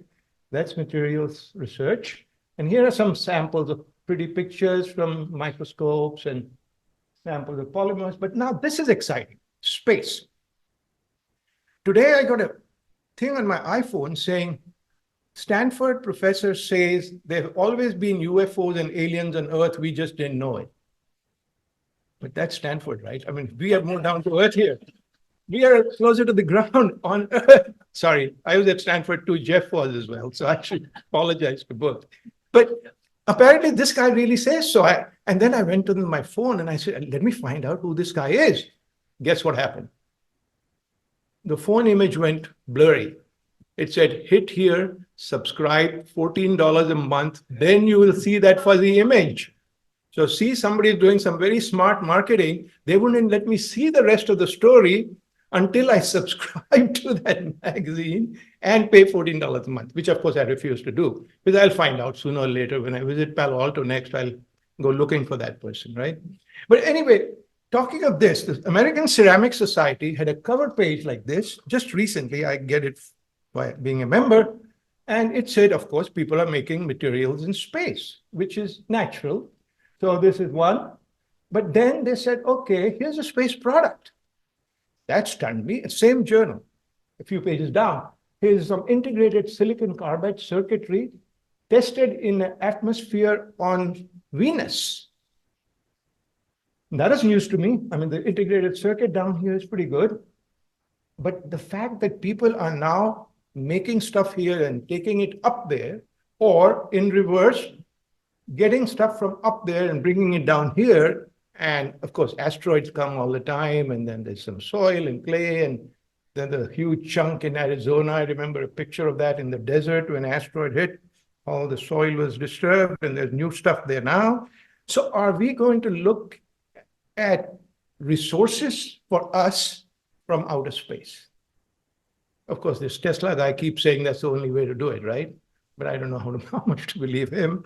But yeah, I mean, maybe the day will come where we'll run out of resources here and have to go to outer space to keep getting whatever we get. We used to get gold, maybe we'll get something less than that, but we will have to go out there, it looks like. So space exploration for resource availability would be one. But right now, my resources are right here. The undergrads and grad students and postdocs working together in my lab. April Roberta on the left got a PhD in my group some years ago, and now works in Georgia for that company that makes toilet rolls. What is the name of that company? Famous name. The toilet paper? Johnson? No. In Georgia. I forget its name. But she works for that. David Duval. I remembered his name just this morning when Ines gave her talk. Because David was my grad student after having finished work at Eastman Kodak Company in Rochester. He came to my group in material science in 1991. And he fell in love with David. He just wouldn't leave. And I said, David, I have no more money for you from my grants. He said, don't worry about it. I'll work. I will stay as a PhD student, but I'll work. I said, where are you going to work? And he said, I'm going to teach at DQ University. And I'd not even heard of it because I was only here for 2 years at that time at Davis, 91. And he said, DQ is a place right here on highway on Road 32. And I said, what are you going to do there? He said, I'll teach chemistry, physics, biology, or math, or whatever else they asked me to teach. So he taught at DQ while doing his PhD. And then I just found out this morning that accreditation was gone. But of course, DQ is gone. David moved out of Davis finally to work for the US Patent Office in Washington, DC for 3 years. And guess what he does now? He runs a private bakery in Oregon. So my students are totally different at the very least. And I'll give you the latest example. Just last August, Cassie Brayfield, one of my brightest graduate students, came to Davis from RPI, Intel, and Corning. Cassie is a wonderful woman. So she did a PhD diligently, and then one day she comes up to me and says, Subhash, I have some mental health problem. My boyfriend and I broke up. My boyfriend was with me for 10 years, and then he wrote me this long text that said, Cassie, you're a wonderful person, but the relationship isn't going to work out. I'm so sorry for we worked together, we loved together, this. He wrote a long 3-paragraph apology to her to break up. Cassie replied to him. Guess what she said? Cool. One-word reply. Cool. I said, Cassie, she said, he deserves that, I want to say this to him in just one word. Cool. If it's this way for you, it's cool with me. And she moved on. I really admire her for her courage because I learned a lot from Cassie. But the surprise was still to come. She left last September and then material science PhD, worked in solar cells, antimony, selenide, everything else was beautiful, published papers. I said, Cassie, what are you going to do now? She said, oh, Subhash, this stuff is just my hobby. I don't want to do material science all my life. My family's in Connecticut. I said, yeah, so what are you going to do now? I want to be a ballerina. Would you believe this? I said, but what were you doing all these 4 years? You were using my grant money for 3. She said, yeah, but I was taking ballet classes too. Oh, I said, surprise. No wonder you were away so much from the lab, But amazing change of career patterns I've seen in life. Going from engineering and science to ballet, and it wouldn't surprise me she'll succeed at it. She's very, very determined. Anyway, that's one story. I'm going to the end now. So some of the alums from my group over the last years have really impressed me, and I'm so grateful for where they are. Bob Spire, my very first PhD student at Illinois, ended up being a professor at Georgia Tech, also the entrepreneur. Prashant Kumta is at Carnegie Mellon. Lichi Liu who did quantum dot work, became a professor in Taiwan. Brian Phillips, who actually, when Jeff mentioned the Keck grant and the solid state NMR facility we got from them, Brian Phillips was the first one to set it up in our Kemper building, but now he's a professor at Stony Brook. Valerie Leppert, my postdoc here for many, many years, is the department chair at UC Merced now, and a very interesting pioneering person. And James Chan, my PhD student who I collaborated with Denise Kroll with to give him a degree, ended up being a professor in the UCD Med School, and I sometimes go visit him in Sacramento downtown, where he has that photonics kind of lab where he does research as well, but he's a professor of the School of Medicine. So I'm very proud of all these alums in academia, but then there are a lot of them in industry too I'm fond of. IBM Watson, General Motors. The place I was thinking of was Kimberly-Clark for April, the one that makes toilet rolls. And Ria Marcus, Johnson & Johnson. So all sorts of places. Barbie Nellis is at Intel now. Karen Cummings at Los Alamos unfortunately passed away in an aircraft thing. She was a pilot and was flying a plane in New Mexico, and the plane crashed. So we lost Karen, sadly. Jesse Shan works for Mitsubishi. But there are three people, and Jeff referred to one of them, Brian Underwood, who was my student who I brought here from University of Arizona when I moved here. He has moved from being an entrepreneur to doing other businesses too, but he endowed the chair that Professor Gibeling referred to earlier. The Carol Blackett is his wife, so it's called the Blackett Underwood Endowed Professorship. Christine Gulbranson is another person I'm extremely proud of. Christine started as an undergraduate here in physics when Robert Shelton was here. Then she came to my research group and is one of the only people, I mean, the ballerina part aside, Christine is impressive in many ways. In just 4 years in my group, Christine, by telling me this time, did a master's in material science, MS, an MBA, and a PhD. All 3 degrees in 4 years. Amazingly energetic person. She's from Dixon. And now she's in the Bay Area as an entrepreneur funding other people. So if any of you are looking for money to get, Christine is the person to go to, or at least try to. Arya Bhattacharjee, who was at Illinois with me, is a chip maker and is now migrated. Some of my students start with something and they migrate to something completely different. So he's now an independent filmmaker in the Bay Area. He makes these movies. So, you know, it's amazing to me how much I have missed by not trying other things because people keep doing these things. And I want to end with a story I'm really tempted to tell you outside of my slides here. For many years now, ever since we moved to Davis, 1990, so a better part of 33 years, we have been taking music classes in Hindustani classical music from a teacher called Rita Sahai, who teaches music classes on our campus. Monday evenings, 4 to 6, music department. So Rita comes all the way from Berkeley, drives to Sacramento, to Carmichael, to the Vedanta Society there. We all sit down on the floor, 7, 8 of us, my wife and I, and 4, 5, 6 other people, all in age groups from 10 to 85. All of them are singing at the same time, just learning. You know, the Indian music, notes, 7 notes, sa, re, ga, ma, pa, dha, ni, sa. That's it, 7 notes, that's it. So what Rita does for us every alternate year is gets all of us together, her group in Sacramento, Davis, Berkeley, Fremont, Bay Area. There's a collection of about 30 people, instrumentalists playing tabla, violin, harmonium, everything. So there's 40 people on the stage. And we are usually in a church. The last one was at the Berkeley Church on Cedar and Spruce. And then we went there, and after the show was over, she has all of us sing together, 8 or 9 compositions, right? Anyway, make a long story short, this gentleman came up to me at the end of the program, which went successfully, about 3 hours. And he said, Subhash, how long have you been learning music? I said, well, you know, I joined Rita's class in 1991, so it's about 32 years of learning. And you know what he said? You must be a slow learner. It took you 33 years to figure out 7 notes? I said, no, it's not that kind of music. So I'm always thinking it's your point of view that makes so much difference if you're thinking about any topic, whether it's music or ballet or imagery or MRI.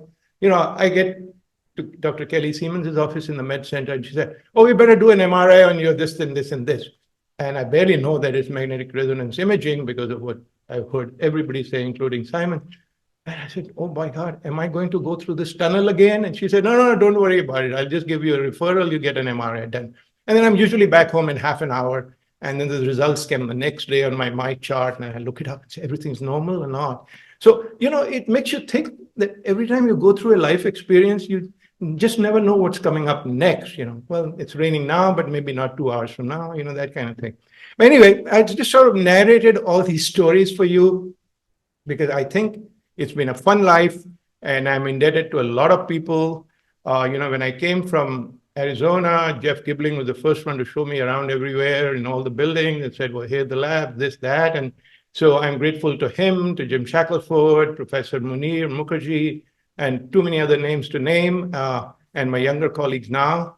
And I'm happy that I'm retired now, but I'm not quite retired because this is the last story I'll tell you.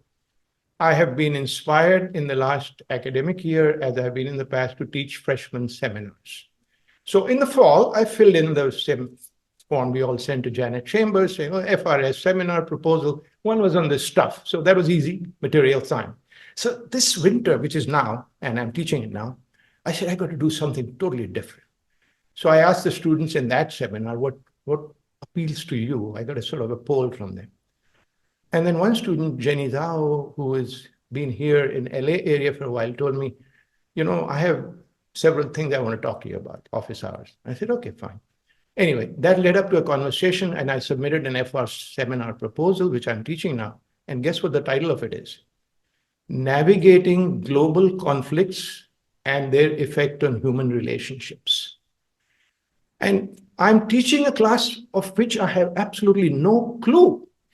Because I don't know. I know navigating global conflicts. I mean, I read about Hamas and I read about this conflict and that conflict. And a student came and said, well, I'm from Hong Kong and we are so worried here that the communists will take over and then drive us all out. And so I said, these are global conflicts we need to talk about.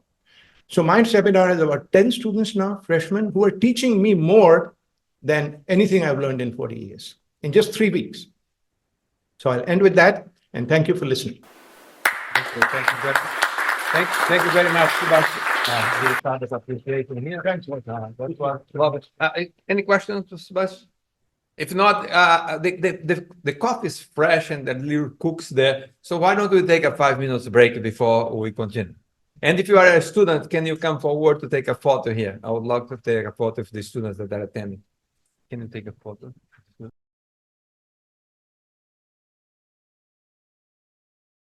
So let's continue now. And the next presentation, let me check here.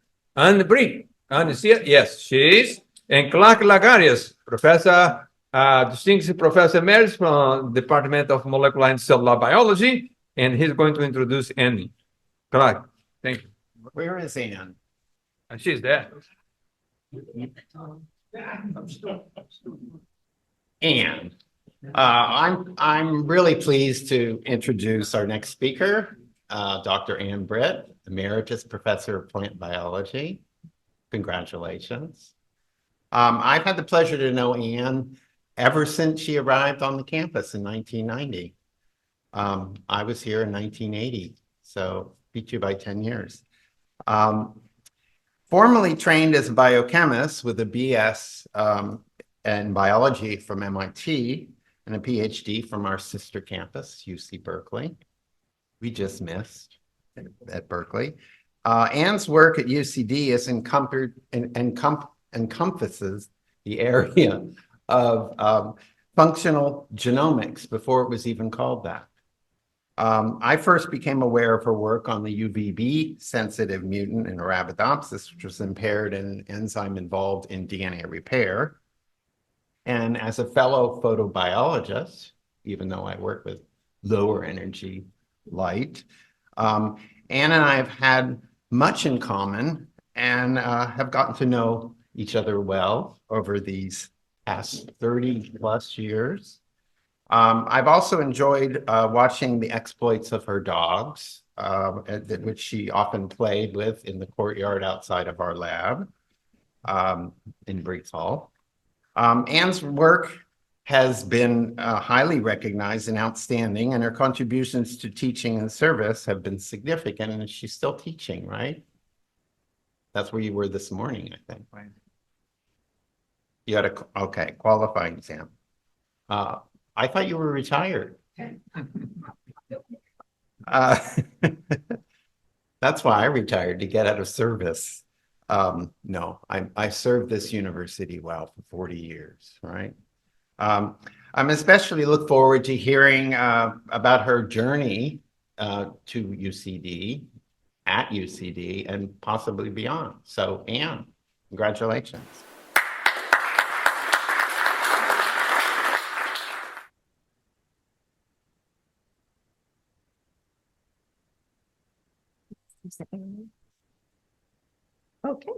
Okay.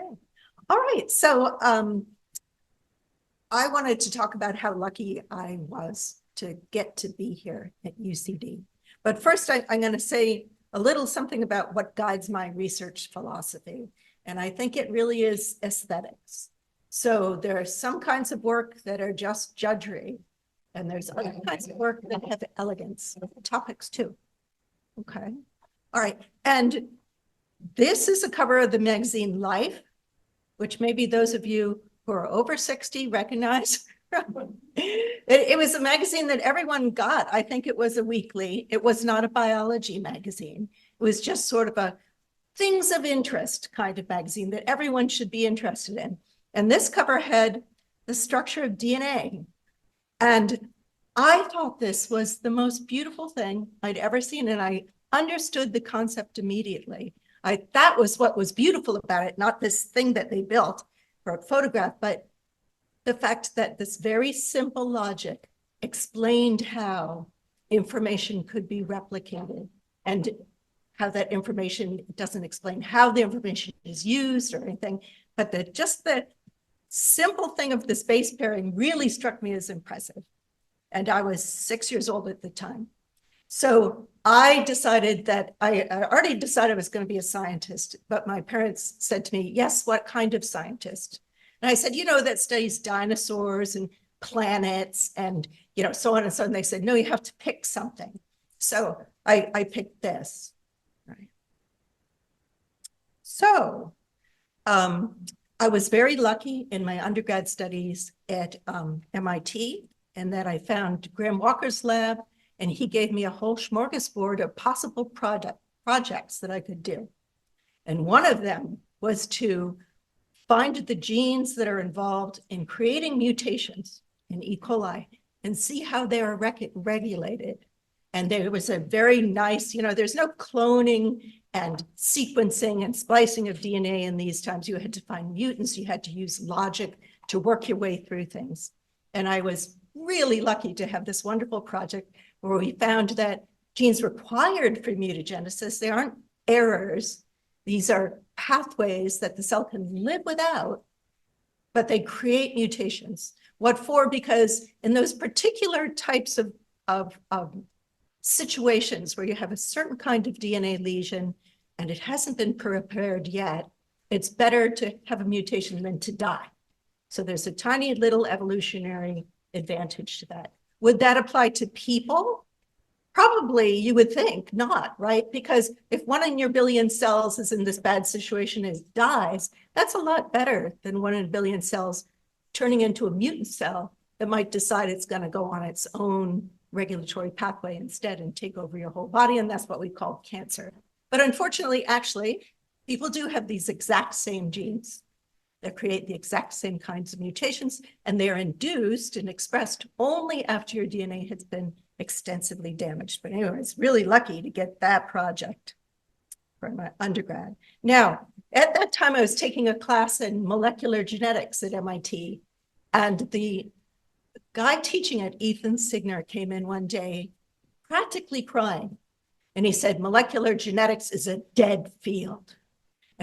And why was that? It was because someone had taken a plasmid and cut it with restriction enzymes, broken it apart and reassembled it in a new orientation. And that meant that people could just sequence genes, work with genes, manipulate genes without being clever at all, right? So it took all the cleverness out of molecular genetics, and molecular genetics, in my opinion, went through a dark ages for the next 15 years, whereas just the more hours you worked, the more work you could get done. And that's not my kind of thing.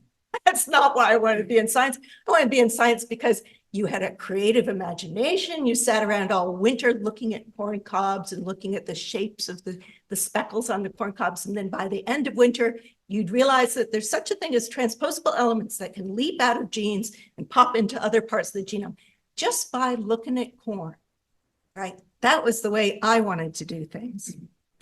So in 1986, I actually used the very same strategy that I used in Graham Walker's lab, in Joe Nealon's lab at Berkeley, to understand how iron transport is regulated in E. coli. And at that point, I thought, what with all this cloning and splicing, this is really not the field for me. It's just not that interesting. There's too much work involved. So I thought, I think I'll switch to working on corn, because there's no way you could put genes into corn, or you could sequence all the DNA in corn, or you could manipulate the DNA on the chromosomes of corn. And of course, we can do all those things nowadays. But I thought I was safe and I could just do elegant classical genetics. So for my postdoc, I worked in that area. And I actually ended up publishing a paper that was nothing but PCR and sequencing and that kind of thing, unfortunately. So, but this was the kind of thing I wanted to do. So in 1989, my husband, Dave, got a position in chemistry here. And I hadn't applied to any positions at UC Davis. And that was partly because when I was going to apply for a position at Iowa State, he said, I'm not working in an ag school. So I didn't apply to any ag schools. He got an offer at NC State and here at UC Davis. So luckily, very luckily, UCDEA gave me a research scientist position, and it's quite unusual. It wasn't in anybody's lab. I was physically located in Bill Breidenbach's lab, but I didn't work on anything that he worked on. And they gave me startup, which was $45,000, which sounds like it.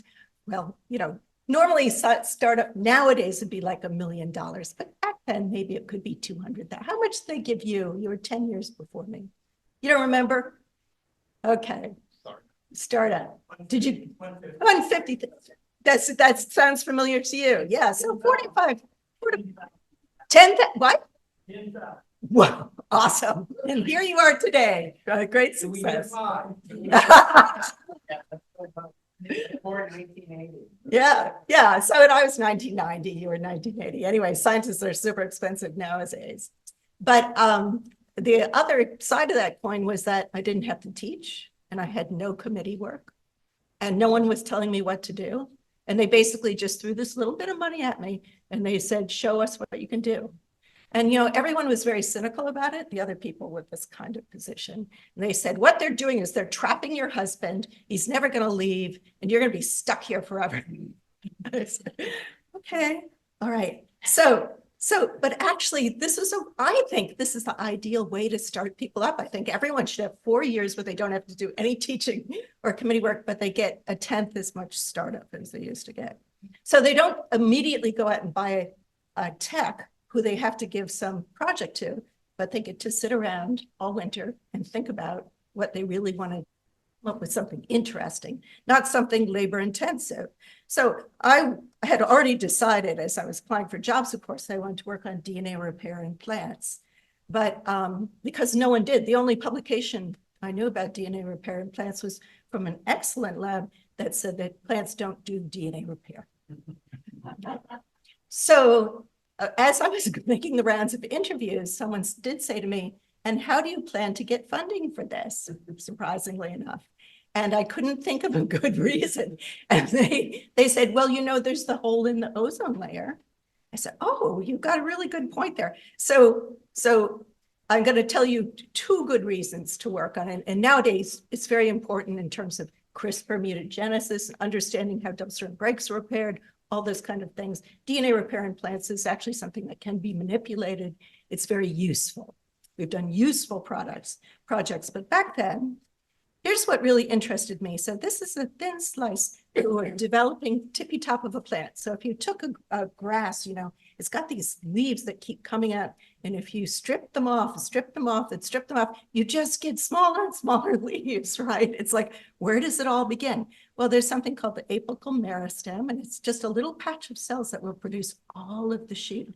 And they live little patches on their sides. These are going to be leaves. And oh, this thing wants to go forward on its own. And they also leave little patches, I won't move the arrow anymore, that are other meristems that are going to form branches. So all of plant growth is from these edges, it just keeps going. If you have a mutation in one of those cells, the mutation will be carried through the rest of the shoot and actually end up in the flower, because the flower, weirdly, is the last thing that's produced in the plant.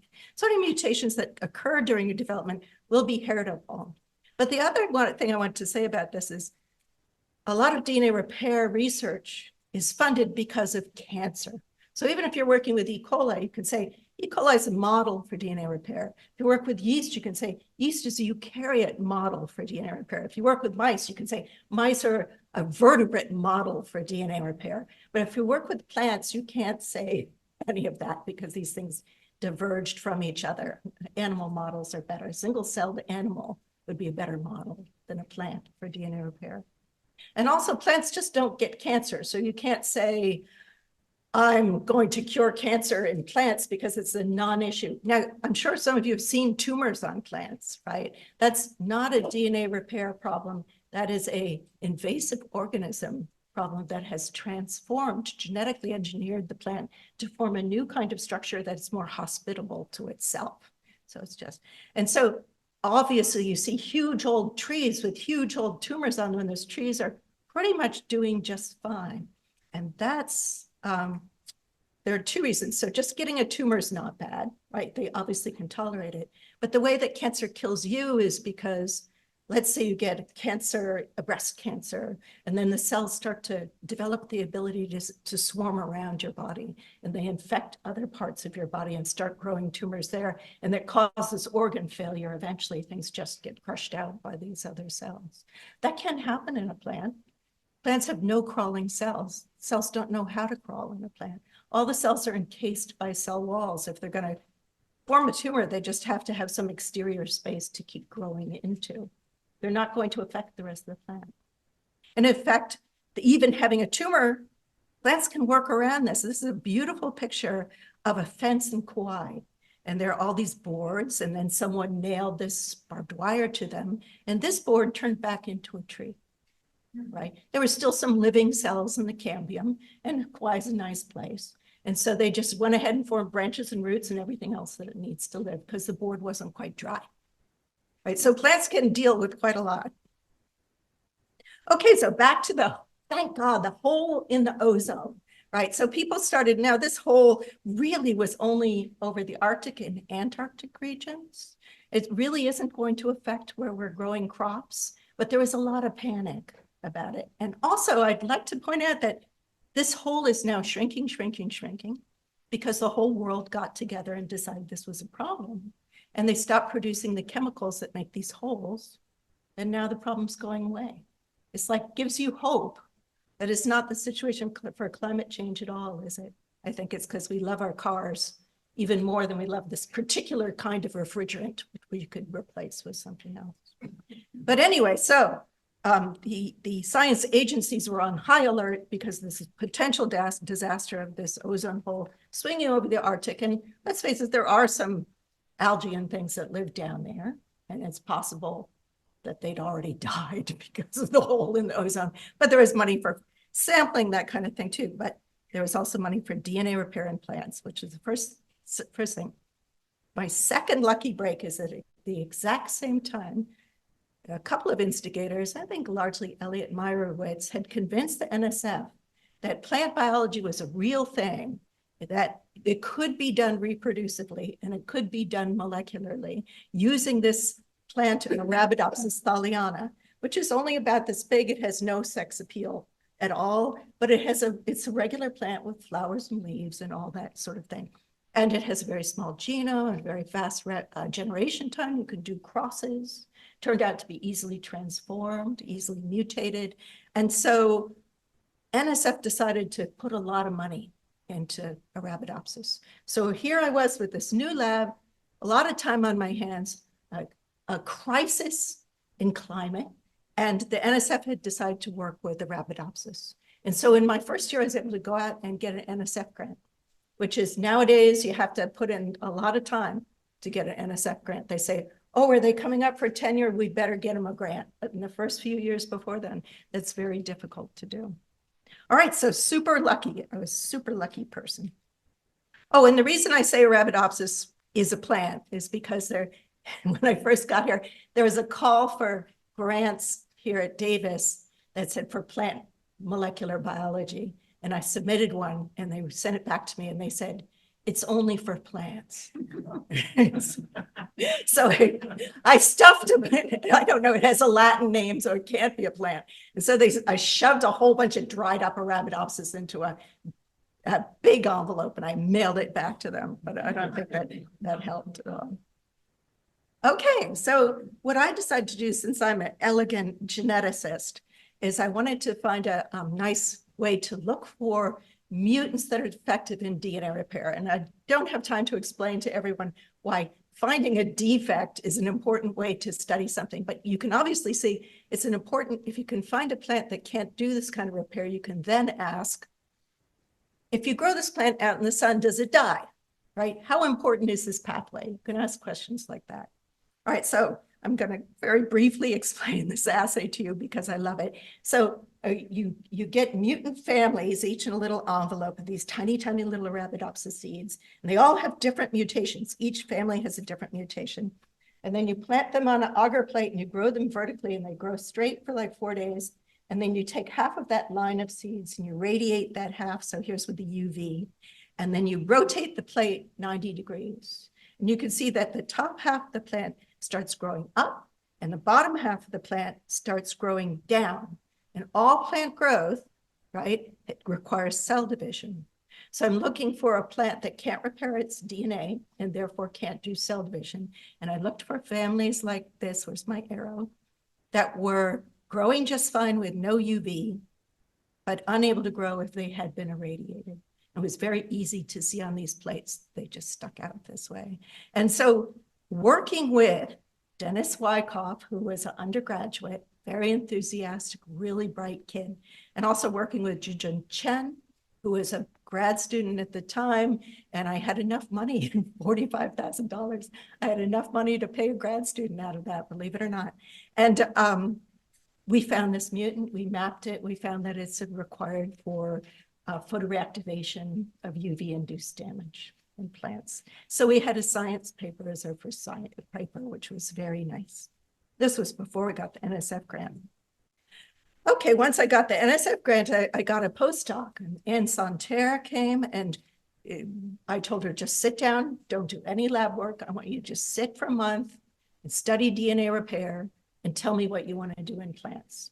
And she came back to me in a month, and she said, we're going to clone a DNA repair gene, which is really tacky, right? I think cloning's so tacky. But she came up with a clever strategy, which had been used in yeast before, which was to take the transcript, turn it back into DNA of all the random genes in Arabidopsis, and then put those into an E. coli strain, transform them into E. coli strain that was missing that gene. This is for a DNA glycosylase. It cuts methylated bases, accidentally alkylated bases off of DNA, and it rescues the phenotype. So here is E. coli is the top line with the white circles. It's resistant to this alkylating agent, which we're increasing the concentration of. And here's these black triangles are the mutant that can't repair alkylated bases. And the in-between line is a mutant, but expressing this Arabidopsis gene that can repair them. So that was the first, we had the first DNA repair mutant and the first DNA repair gene cloned from plants. Okay, Now, another lucky break, besides the hole in the ozone layer and all that kind of thing, was that the unit I was located in, which was called the Plant Growth Lab, it had about 4 labs in it. All those guys were retiring, and it closed, so I had nowhere to go. So I had to trudge around and try to find a home. I went to the botany department, which it was then. It rapidly turned into the plant biology department. But very luckily, the chair of botany happened to be interested in DNA repair in plants. Who could imagine, right? And because I had a grant and I had these nice papers, they took me on as a tenure track faculty member, which was so lucky for me, right? Everything just worked out for me. The other one thing I want to say that worked out really well for me is that UC Davis has a ton of plant biologists, as I'm sure you know, hundreds. Most universities don't even have one, right? At the same time, they have a lot of people interested in DNA repair, recombination, response to DNA damage. A lot of universities don't even have one person. So this university that I didn't apply to, not that I wouldn't have if I hadn't been told not to, but it just happened to be the perfect place for me, the perfect environment for me to get my work done. It's just amazing. Okay, and at this point, however, I have to start doing committee work and I have to start teaching. I taught BIS 1A and now I've turned to BIS 2A, which is like an introduction to bioenergetics, molecular biology, a tiny bit of cell biology. And I just really, really love this course, especially the BIS 2A. And I'm very sorry that they're going to completely revise it and have us teach it without redox, bioenergetics without redox. Yes. Makes no sense whatsoever. So luckily I'm retired. I think I'll do it this fall again, because someone's going on sabbatical, but maybe not after that. Okay, so our lab focuses on DNA repair in plants. We started looking for more mutants. We found all kinds of mutants. We started to use the excellent generic resources in Arabidopsis that had been generated from this NSF funding, huge collections of mutants and things like that.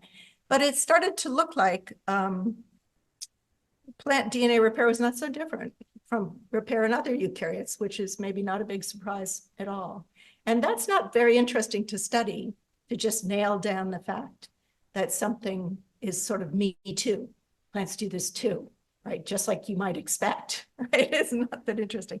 But I had these wonderful people all pictured here who were working on excision repair, mostly in plants. And I miss them all. They're great. Callahan is still working here. He has a faculty position here too.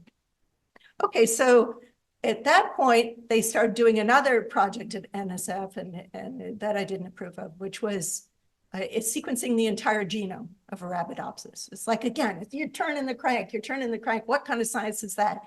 But once you have the entire genome sequenced, you can emerge from this dark ages of spending all your time trying to identify genes. And it's to just get on the computer and find one that looks like the mammalian one, and then use resources already made to look for defects, mutants that are defective, that, and check and see, yeah, this really is this gene. So if you want to do something new, how do you use that information? Because it won't be in the genome unless it's the same old thing. Right, so what you can ask is, what's missing from the genome? So for instance, in vertebrates, especially humans, the gene P53 is the master regulator of genome stability in your cells. If you have a P53 defect, I don't think you're going to make it through embryogenesis, but if you develop one as you're living and some cell decides to mutate and it gets a defect in P53, it's going to be responsible for a lot of the cancers in the body. If you sequence a tumor from a human, you'll probably find a P53 mutation that occurred spontaneously. It's a master regulator that tells the cell cycle to stop if it perceives that there's DNA damage. It switches on repair, it switches on recombination, all the damage tolerance pathways to try to fix that cell. And if it can't fix it, it kills it. So your cells are very insecure. They're constantly asking the cells around them if they're doing a good job, or should they just kill themselves, right? And the cells have to constantly say to them, no, you're doing a good job. Don't worry about it. But if the cell is activated for programmed cell death, right, the cells around it stop reassuring it, and it kills itself to save the whole organism, right? It's preventing you from getting cancer. Now, if we go back and think about why plants don't get cancer, you might say, well, no wonder they don't have p53, right? Why would they want to kill themselves? But do they have regulation of DNA repair and damage tolerance? Anyway, let's take a look. So I just want to say Phil and Victor looked into this. I'm just going to show you a little bit of this data. This is very cute. Now, this is a slightly hard to see picture, and I'll be very careful with this arrow. But here's a plant growing vertically on an agar plate, and here are its leaves, and we're following this root. And the reason I'm pointing this out to you, and see it's got little lateral roots coming out here, is because I'm going to show you another view of it in just a second, but in the dark. So we took these plants, Phil took these plants, and he fused the breast cancer 1 gene, which is present in plants too. It's not just about breast cancer. It's like a platform for repair. And he took the promoter from that and hooked it up to firefly luciferase, right? So that whenever this gene is induced, you'll see a glowing spot. Okay, now I'm going to show you the plants again, and I have no control over this video, so it's just going to keep running. The numbers at the bottom of the video are scaled in hours after gamma irradiation of these plants. And so let's see if this works. Here we go. So 7 hours out, we're going to flip around very soon. 1 hour. You can see that the tops and the bottoms here are very bright, but the middle is not. And then you see these evenly spaced little white dots as those things switch on later, and then the whole response dies off. And here we go again, back to 1 hour. This brightness at the bottom are the highly mitotic, highly dividing cells of the growing root. The upper region of the root isn't growing anymore, right? But the little dots within it are cells that could potentially become lateral roots that are going to stick out and maybe grow later, maybe not if the plant doesn't need them. But what we can see in this, and the brightly glowing stuff at the very top is the apical meristem, the shoot, the highly dividing cells of the shoot. So you can see that the dividing cells have a big, strong DNA repair response. The non-dividing cells have none. And these pockets of cells that might later start to divide also have a DNA damage response. So only the important cells have a damage response. The plant doesn't care about the other cells. In fact, if we look at bigger leaves, we can see that most of the leaf has no response at all.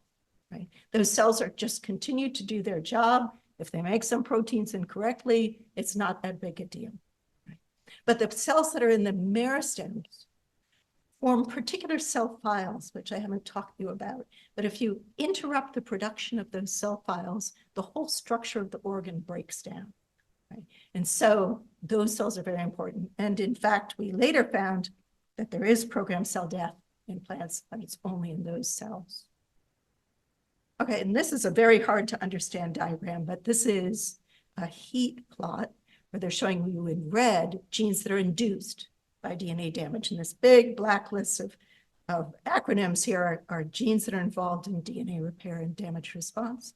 And it's showing you, this is work that are, damn, here we go. Just going backwards. I hate to lose someone. That Victor did. He was our one computer guy we ever hired. And we can see that there's a whole huge transcriptional response in plants to DNA damage. And it's very particular for things that break DNA, actually break your chromosomes. UV doesn't induce this response that much. Little lesions that are scattered around don't matter. It's the double strand breaks that are important. Okay, so if there's not P53 that's important, what is the master regulator of DNA damage in plants? And we don't want to survey the expression of all the genes in the plant every time to look for a phenotype for a mutant. We'll identify this gene based on a mutant that's defective in this response. But what's a nice phenotype? We can easily screen thousands of plants to look for a plant defective in it. Sascha did this analysis looking for this mutant, and Kauru mapped the mutant to a gene and found out what the gene is. Okay, I just want to, because I love more than anything these assays, coming up with these phenotypic assays for damage. This is what a mature embryo in a Arabidopsis seed looks like. It's under an EM because the seeds are really tiny. The only thing that's in there is embryo. There's no other extra stuff packed in that seed. Seed coat, embryo.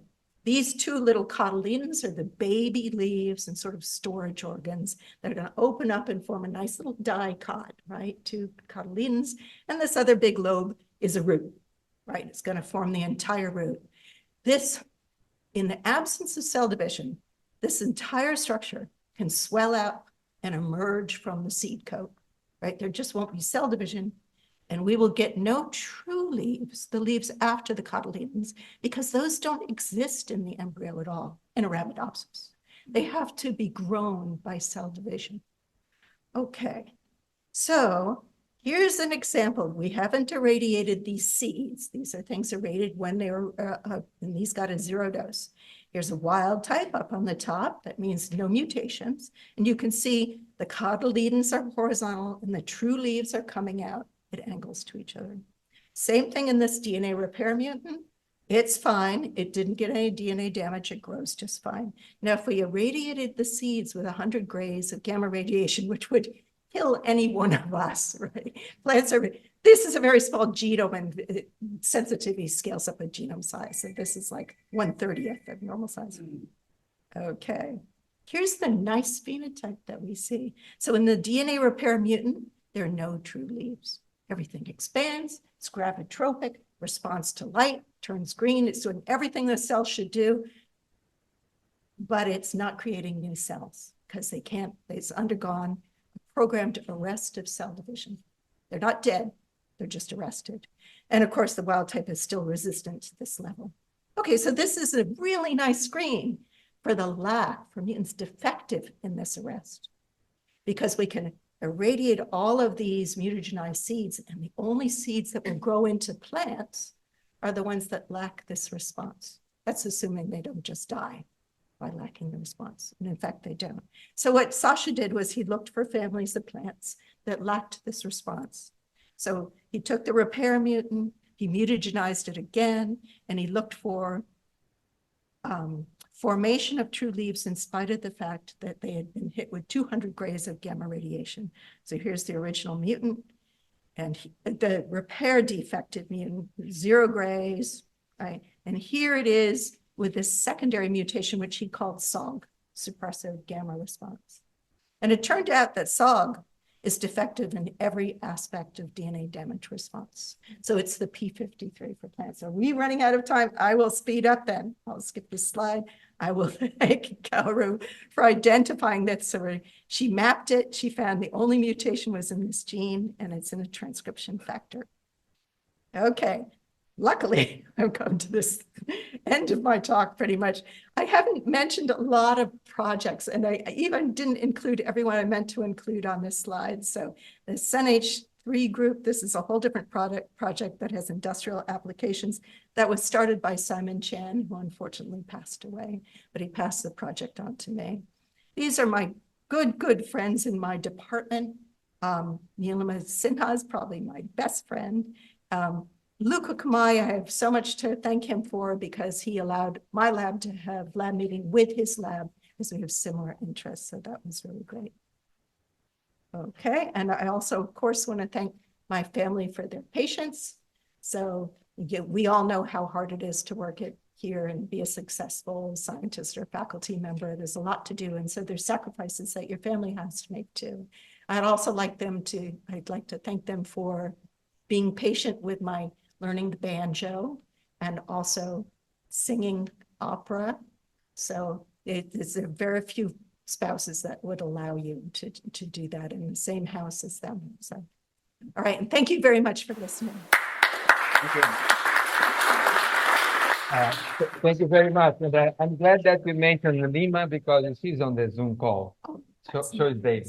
Oh, that's great. Thank you very much. So let's move on and let's continue with the next presentation. Let's see here as you go back now. So let's go back here and see we already gone these. We already had Paul already. What about the mayor? The mayor is still here. Ruth is still here. So let's see if you can get the presentation associated with that. Ron Tajima is going to be present the next.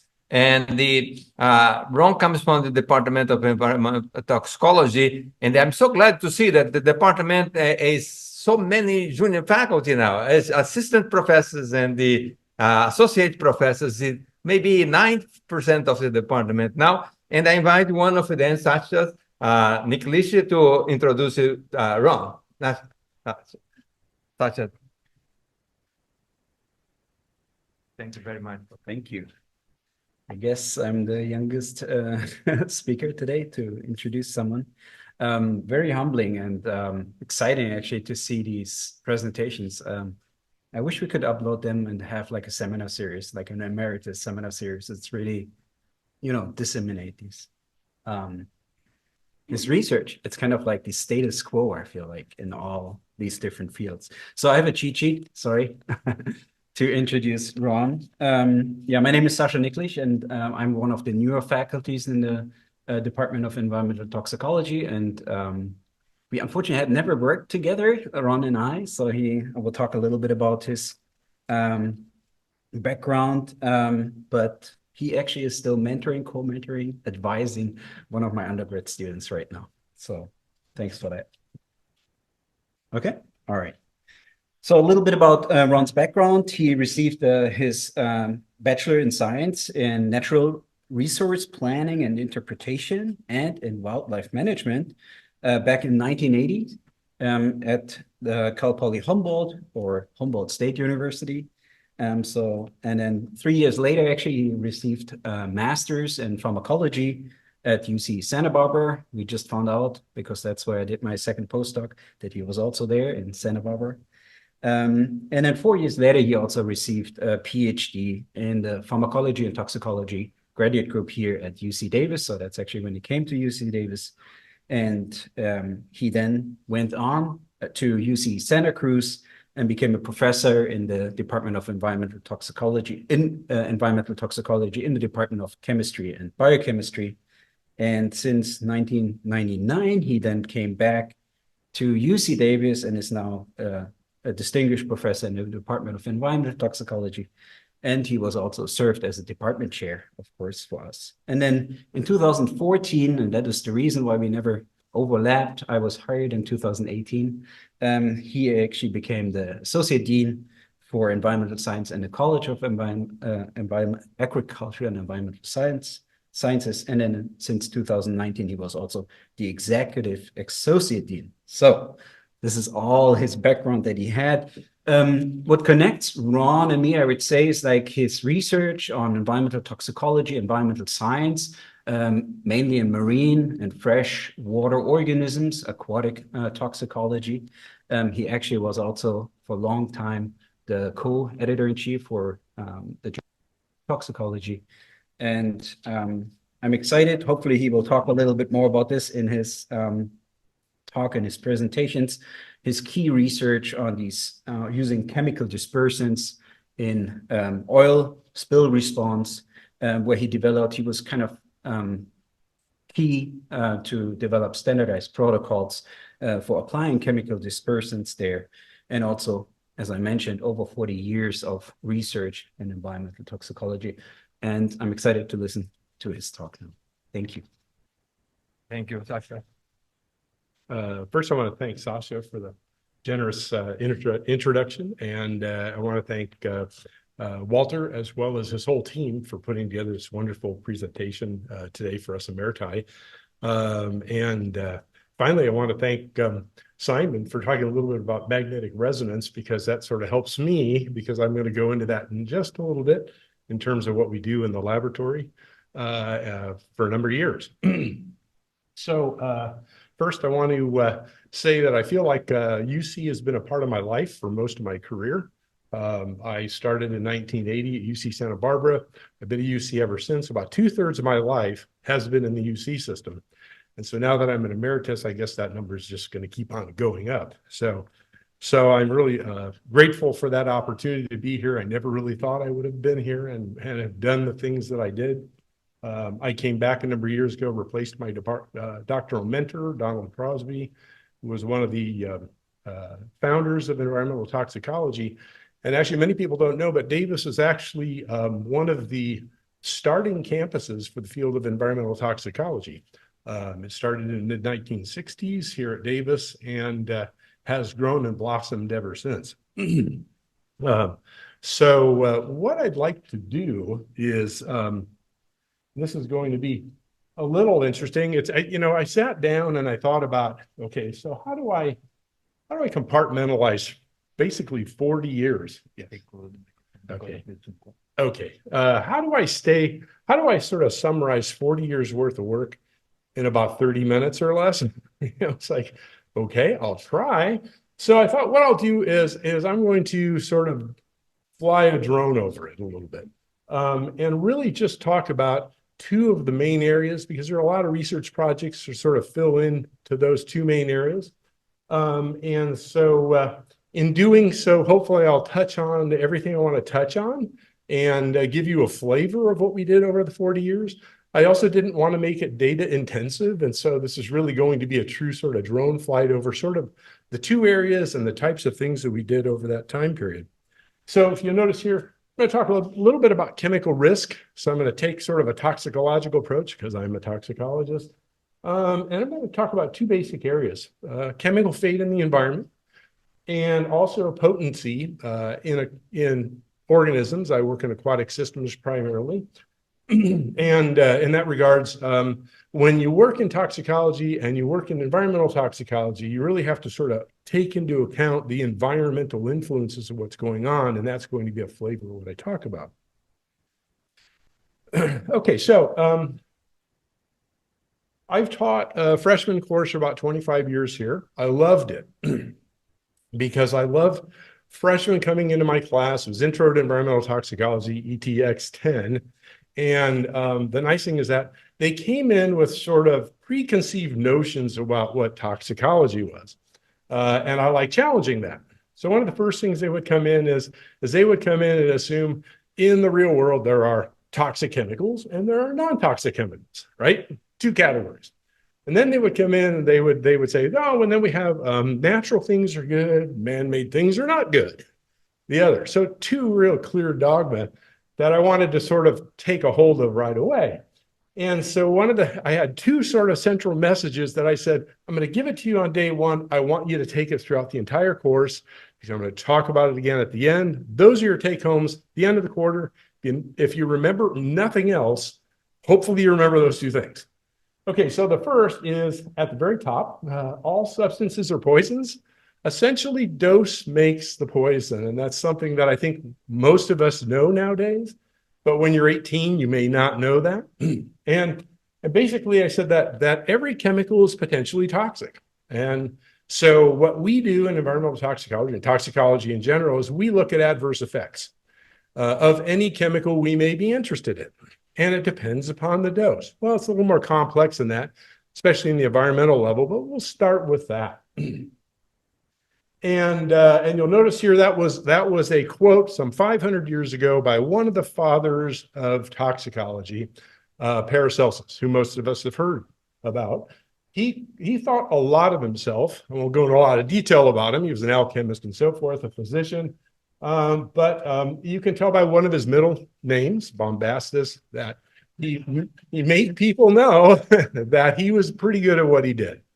So anyway, so then the second thing I would tell students, because they would come in with the idea that there are toxic chemicals, there are chemicals that are not, and toxicity is the most important thing to think about when you're a toxicologist. No, it's risk. And so that was my second point I wanted them to take home at the end of the quarter. We toxicologists really look at risk ultimately, and risk is a function of potency. But it's also a function of exposure, particularly in the environment, because exposure means what's around you. What gets into you is dose, but what's around you is exposure. And so the risk of a chemical is going to go up mathematically, very simply, by either raising exposure, that could be amount around you, the time you're exposed, etc., or the potency of the chemical, how much causes a toxic effect. Now that's an inverse relationship, and I won't go into the detail there, but obviously the tinier the amount you're exposed to, that's potent to you, the higher the potency. So the lower the dose, the higher the potency in a sense. But we'll just leave the equation simply. The more potent a chemical, the more risk that you have. Okay, so what I'd like to do is I want to sort of summarize everything we did, here we go, in 30 years by talking about those two parts of the risk equation. Because really what we did over the 30 or 40 years is we did a lot of research on exposure, and we did a lot of research on potency. And we identified a lot of processes and mechanisms. And so we did a lot of basic research in regard from a toxicological standpoint, but we also provided information that others could take in those two areas and used to assess and manage the risk of chemicals in the environment. So the first general area we worked in was the environmental fate of chemicals. And so this is a subsection of environmental chemistry, and this sort of factors into the exposure side of the equation. So if you look at exposure, it's influenced by what's in the environment. Now, we worked in aquatic systems, and this is an example of an estuary. Actually, it's an example of a rice field because we worked a lot on rice fields and rice pesticides. And so when you release a chemical into the environment, and a lot of toxicologists that work in the environmental realm are not always aware of this, but the chemistry is as important as the biology because the chemistry changes as soon as you release something into the environment. So for instance, there's a chemical in the center there. It's called etofenprox. It's an ether pyrethroid, just for curiosity. When you release a chemical into the environment, in an aquatic environment, it can dissolve. Some of it can volatilize. Some of it may stick to sediments and soils. Those are what we call chemodynamic processes. Okay, so what else can happen to it? It can degrade. Transformations. By sunlight, photolysis.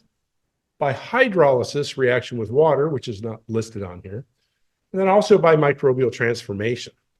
So a target organism that becomes exposed to a chemical in the environment is becoming exposed to the sum total of what happened to it prior to when it got near that organism. And so in looking at exposure, we have to know fate because it may not be the parent compound that somebody, the fish, you and I, are actually exposed to. And so we spent a lot of time looking at environmental fate processes with numerous different chemicals. Now, from the standpoint of the work we did in this sort of realm, we worked a lot with the rice industry, Northern California. And the idea was that we were trying to help them adopt new herbicides and sometimes new insecticides that they could use in an environmentally friendly manner. Now, one of the things to know about rice is obviously we all know this, you flood the fields for periods of time. Now, in Northern California, you also release the water at some point in time in the spring before harvest. Where does that water go? Well, some of it gets recycled and reused again, but eventually it goes into the Sacramento River system. As it goes downstream, it not only has the potential to impair fish, etc., there are also drinking water intakes in Sacramento. So we've got not only targets in terms of fish and other wildlife, we've got potentially human targets as well.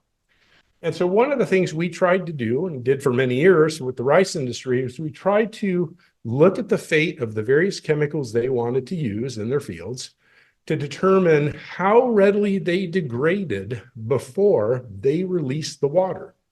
And the idea here is that if these chemicals are labile enough that there's very little left in the water when they're ready to release the water, great news, because you can release it, you don't have to worry so much about it. If they don't degrade or dissipate that quickly, then you hold the water longer, if you can, it's called the holding period, to give it more time. So using the environment to help remediate the problem through environmental fate processes. So a lot of this work, we then looked at hemodynamic, sorption, volatilization, and dissolution, but we also looked at breakdown. And we categorized and we provided all of that information to the rice industry and ultimately to the Department of Pesticide Regulation and ultimately US EPA, because they're the ones that register these sorts of things. Now, this is one of two slides. I don't want you to look at the table very in detail. And sort of this is interesting because this represents 20 years worth of work, okay? And what you'll see on the left are the different herbicides and in some cases insecticides we worked on. On the top are the various processes we looked at. And in the middle are all the numbers, all right? So basically all I want you to know is we looked at the first three hemodynamic processes. Where do these chemicals go? The second three transformation processes, how were they degraded? When you take all of this information and you plug it into a risk assessment model, you can actually then determine what exposures you have and what the potential risk to not only native wildlife, but also humans if this water is released and it goes downstream. Now, the idea here is that this can identify chemicals that are labile and will likely be more or less dissipated by the time the field's drained. Thus, you don't have a problem. So we can provide guidance to the rice growers and the state on what they can adopt. And the ones that these chemicals stick around in the water for a long period of time, they either may not want to adopt them, or they may want to hold that water longer, again, called the holding period. And so not only are we determining basic processes, on the right-hand side, there are a couple of reactions, for instance, that we identified for some of the different compounds. But we also provide information that could be used for effective management. And what I always told the rice growers is that we're trying to keep you off the front page of the Sacramento Bee, okay? We want you to use these chemical tools in an effective but safe manner. And in some cases, you may want to avoid using some of them and adopt different ones. So in that regards then, what we tried to do through our FATE work is help to explain exposure for them so that they could make significant decisions on how they were going to operate. And so with this in mind, this information now, as I mentioned, is available widely in public domain. The registrants for pesticides generally do not release this type of information. They do their own research, but they don't release it. And so in a way, we're reinventing, we're redoing what they might have done instead. But we put it in the public domain. And then this allows the state and the rice industry to work together to come up with the best solutions for pest management. So this is one example of the type of work we do in the environmental chemistry realm, and we've done for the past 20 plus years, in which we were able to both identify important processes, but also provide information that's applied to nature and useful for management. All right, the other thing, let's move to potency then. So I'm going, this drone is going very quickly over these things. And so the other area that I've worked in for many years is marine oil spills. And with marine oil spills, we primarily worked on the area of potency. So that other side of the risk equation, remember exposure and potency. And many of you probably remember, if the figure here, this is the Deepwater Horizon, which was in the Gulf of Mexico, just off of New Orleans, about 40 miles off, 2010. And it was interesting in that we had an environmental disaster for which you could go on CNN and you could literally watch the oil coming out of the ground as it was happening. So it was one of those kind of interesting scenarios that it was happening by the minute while you're watching TV. And there were a lot of problems with the Deepwater Horizon, not just with the management of the wells, but also with the response, et cetera, which I don't have time to go into.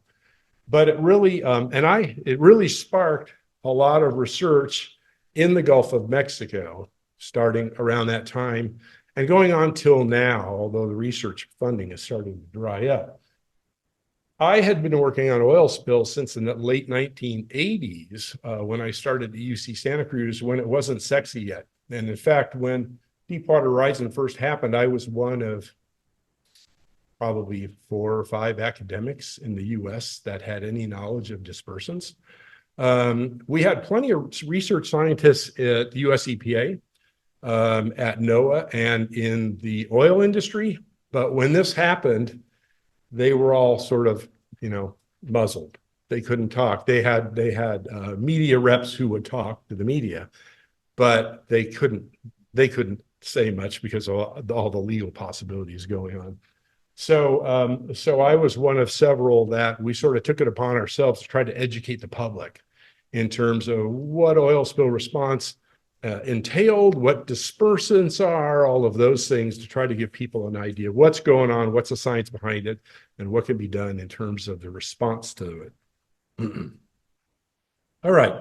Well, what brought me to that point was working in the area of potency. We started this in the late 1980s, actually not very long after, right around actually the Prince William Sound spill.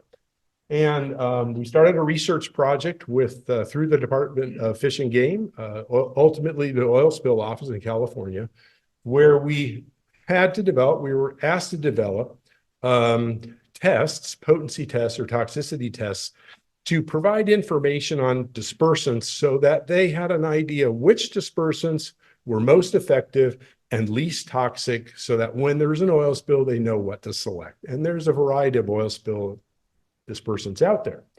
So we developed tests in the 1990s involving different marine species. Now, the goal here was to use larval forms, or what we call early life stages, because you wanted to get the sensitive forms of different organisms, because they were the ones that are more likely to die en masse during an oil spill. And if so, then recruitment of population in the future would go down, and then you would see the adult populations drop because recruitment didn't happen. And so that was the goal. And these tests involved lethality primarily by looking at morphological changes in these organisms. Now when I first started, the Department of Fish and Game, who was funding us, basically said, get out a bunch of coffee cups, put some seawater and some oil and some dispersant in, mix it up, stick your organisms in, and wait 96 hours, give us the results. I said, no. I said, you hired the wrong guy. Because I said, there's a lot of chemistry going on in that cup. And if you don't have control of the variables, you don't know what you have. You're in a laboratory, open environment, temperature changes, things are volatilizing away. The same fate processes in a rice field are going on in that cup. And so we spent 10 years developing a flow-through system based on a chamber, which is shown on the left, which is closed, which is continuously flowing with clean seawater, for which you can inject both oil and dispersant. Your organisms are already in there, and you look over time at what happens to them in terms of toxic consequence, endpoint. That was considered revolutionary at the time, and I was like, really? It was like a no-brainer to me. And so we set it up in the multiples and the large scale tests, and you can generate what are called LC50 values, lethal concentration for 50% of a population, which is an exposure measurement because you're measuring the concentration around your organisms. And then you look at morphological changes, death, essentially, which is sensitive in that you're using larval forms, etc. But it still is just death. And there's a lot that goes on that causes death that you're not measuring. But they're pretty sensitive and they work pretty well. Well, I was busy working on magnetic resonance stuff. I was at Santa Cruz. I was driving my old Volkswagen bus to Davis every weekend with abalone in the back. And this was kind of like a sideshow for me. I had researchers doing it, research staff, and I was sort of directing it, but it wasn't my primary interest. Well, it really was the primary interest of the nation, and the methods that turned out from this were eventually called CROSURF. I won't go into the acronym, but CROSERF. And the CROSURF methods that we developed at my marine lab near Big Sur, which is a nice place. It's hard to work when you're looking at the ocean all the time. But they became the standard for the oil spill industry. It's still that way today. If you go in and look at all the Gulf of Mexico work that's happened since 2010, almost all of them will say we used either the CROSURF method or the modified method. And that's our method. It gained a lot of interest from the National Academy. In 2005, I was on the committee in 2020. Again, we had a lot of interest in it. And during the oil spill, or right after the oil spill, chemical and engineering use said the same thing. So, and again, that was my sideshow. That wasn't even the main thing I was working on. What I was really interested in was the work we did with magnetic resonance. And the reason for that is because instead of these essentially lethality tests with larvae, we could now go in and use NMR, nuclear magnetic resonance, and we could look at biochemical changes in organisms as they happen. And the first work that we did involved the use of large bore horizontal magnets that you can use for imaging as well. The one shown here is a 7 Tesla. Or for smaller organisms, you could actually use a standard NMR tube and you could put it into a vertical magnet. Now, I must say, the fellow on the left is a postdoc who is now a faculty member at the University of Birmingham in the UK. And for those of you who know magnet, he's trying to put it in the wrong end. And the reason for that is that the way it was set up at Tupper Hall, he couldn't get a good picture of it if he tried to put it in the right end. So we'll just say he's walking around to put it in the other side. So, but the interesting thing is that we started out by taking live adult animals, and red abalone on the left, big snails, tasty snails, were the organisms we started with. Then we moved to larvae and eggs, and we went into more of a different style chamber, which I'll show in just a second.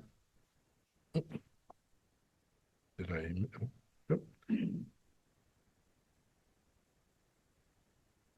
Good. Okay. So let me say the approach though first is that we wanted to get a better, more sensitive potency measurement for chemicals in the environment. And so we wanted to look at environmental stress, but we wanted to do it in a way that we could look at metabolic processes. And doing so, we used what we now call metabolomics. And initially we coined it back in the day, environmental metabolomics, because we were looking at environmental situations. And so with adults, you could look at concentrations that were small enough to cause metabolic perturbations, which could maybe result in a lack of reproduction, et cetera, by those adults, but not kill the adults. So you don't see adults die right away, but what you do see is that over time, there's no recruitment and the populations go down.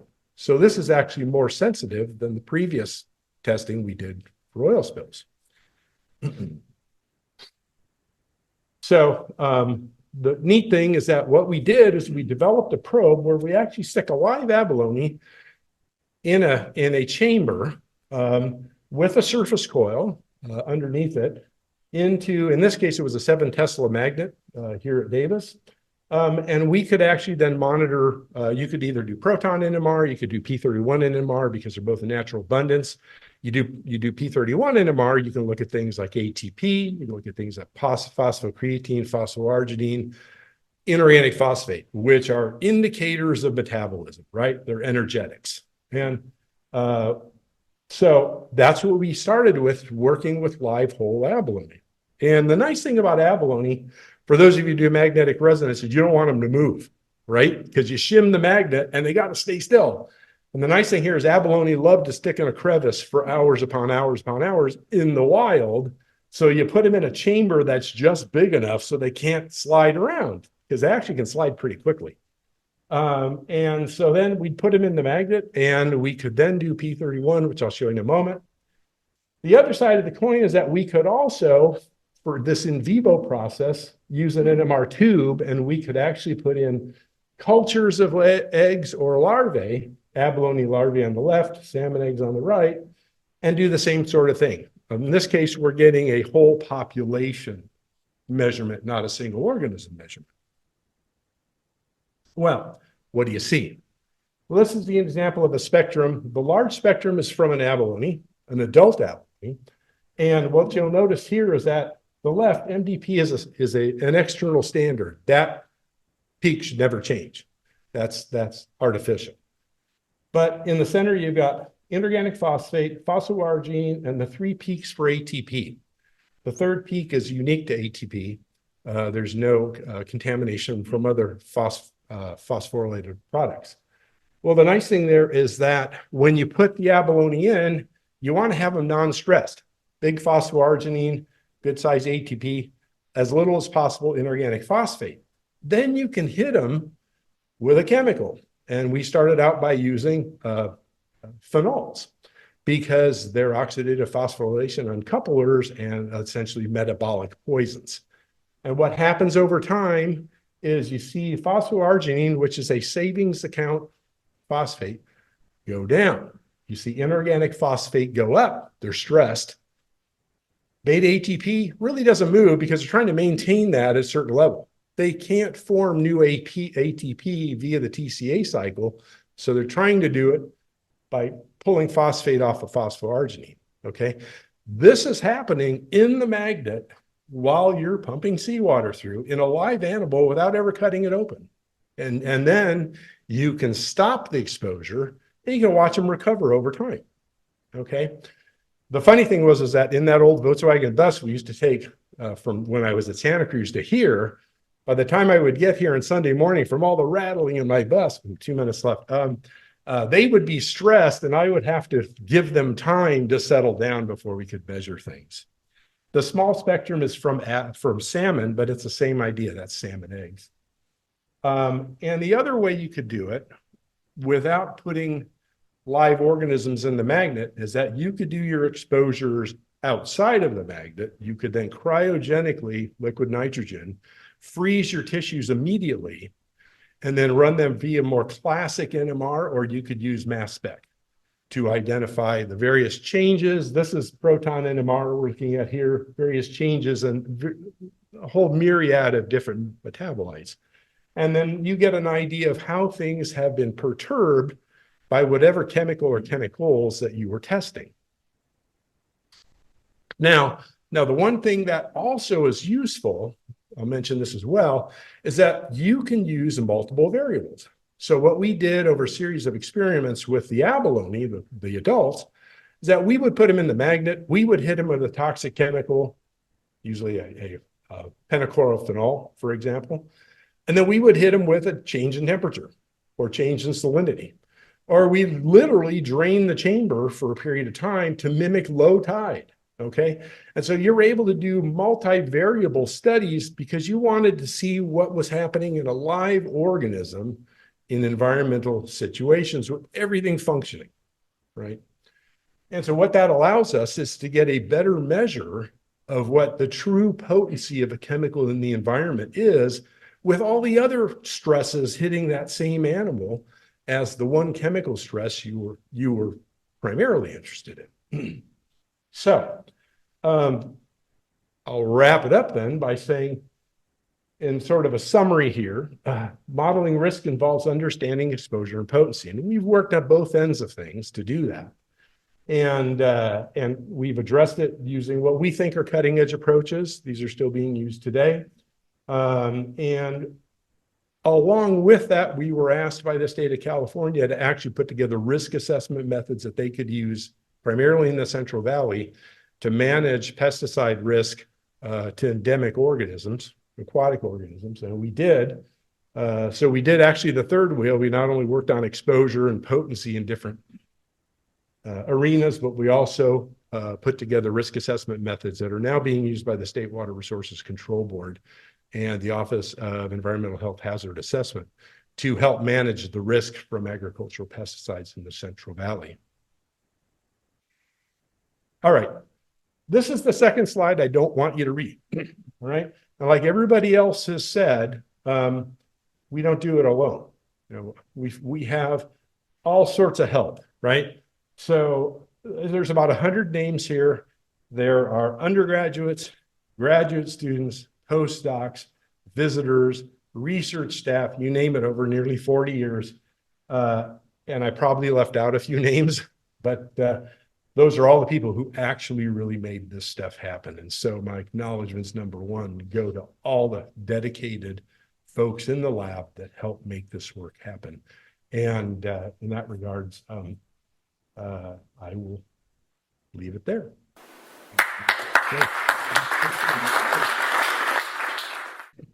So thank you very much, Ron. Card of appreciation for you. And another card from a former colleague of the department, Bruce Hammock. This one I would like you to read to the people here close to the microphone, Yes, please. yes.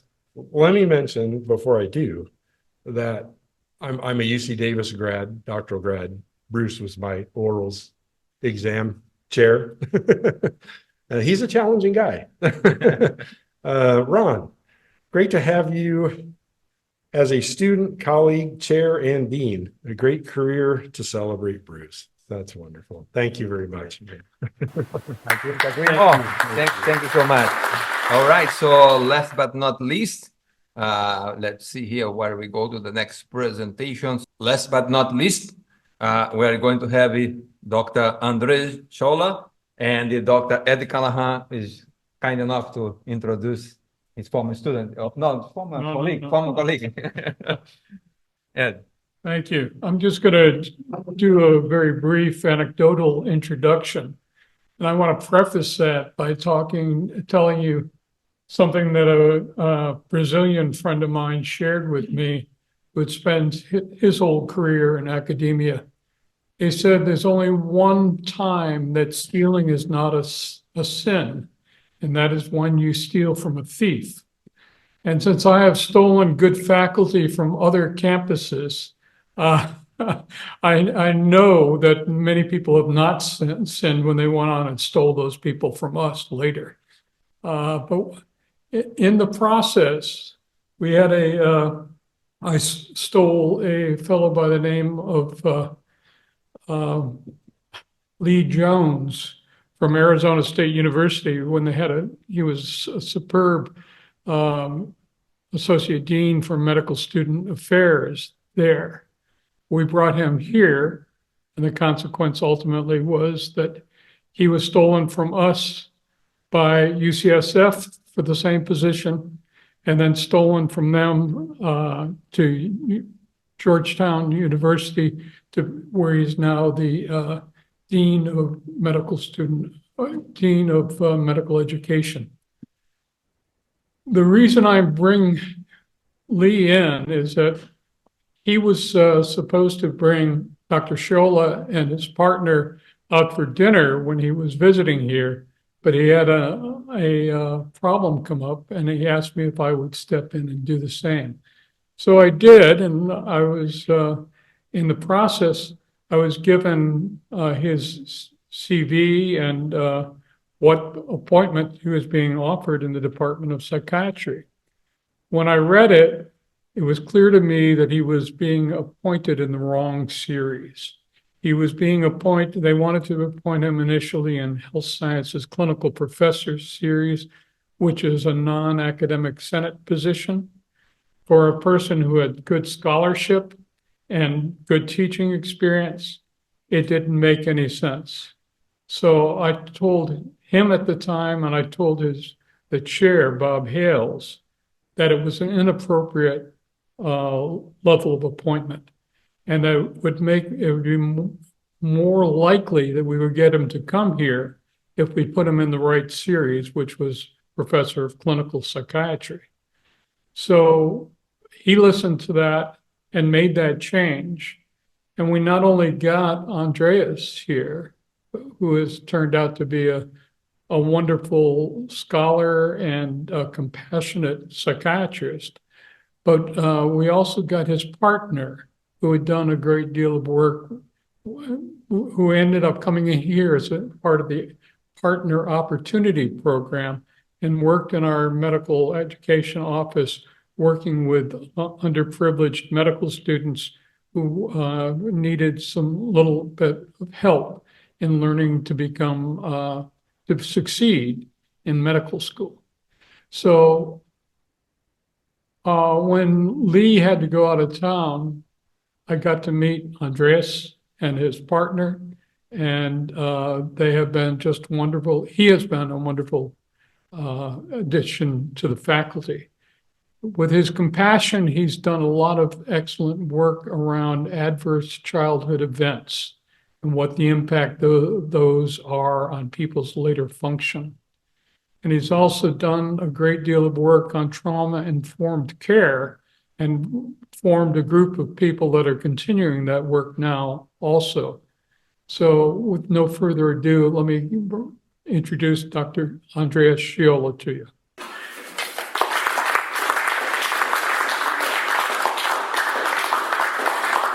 Good afternoon. Thank you, Ed, very much for the introduction.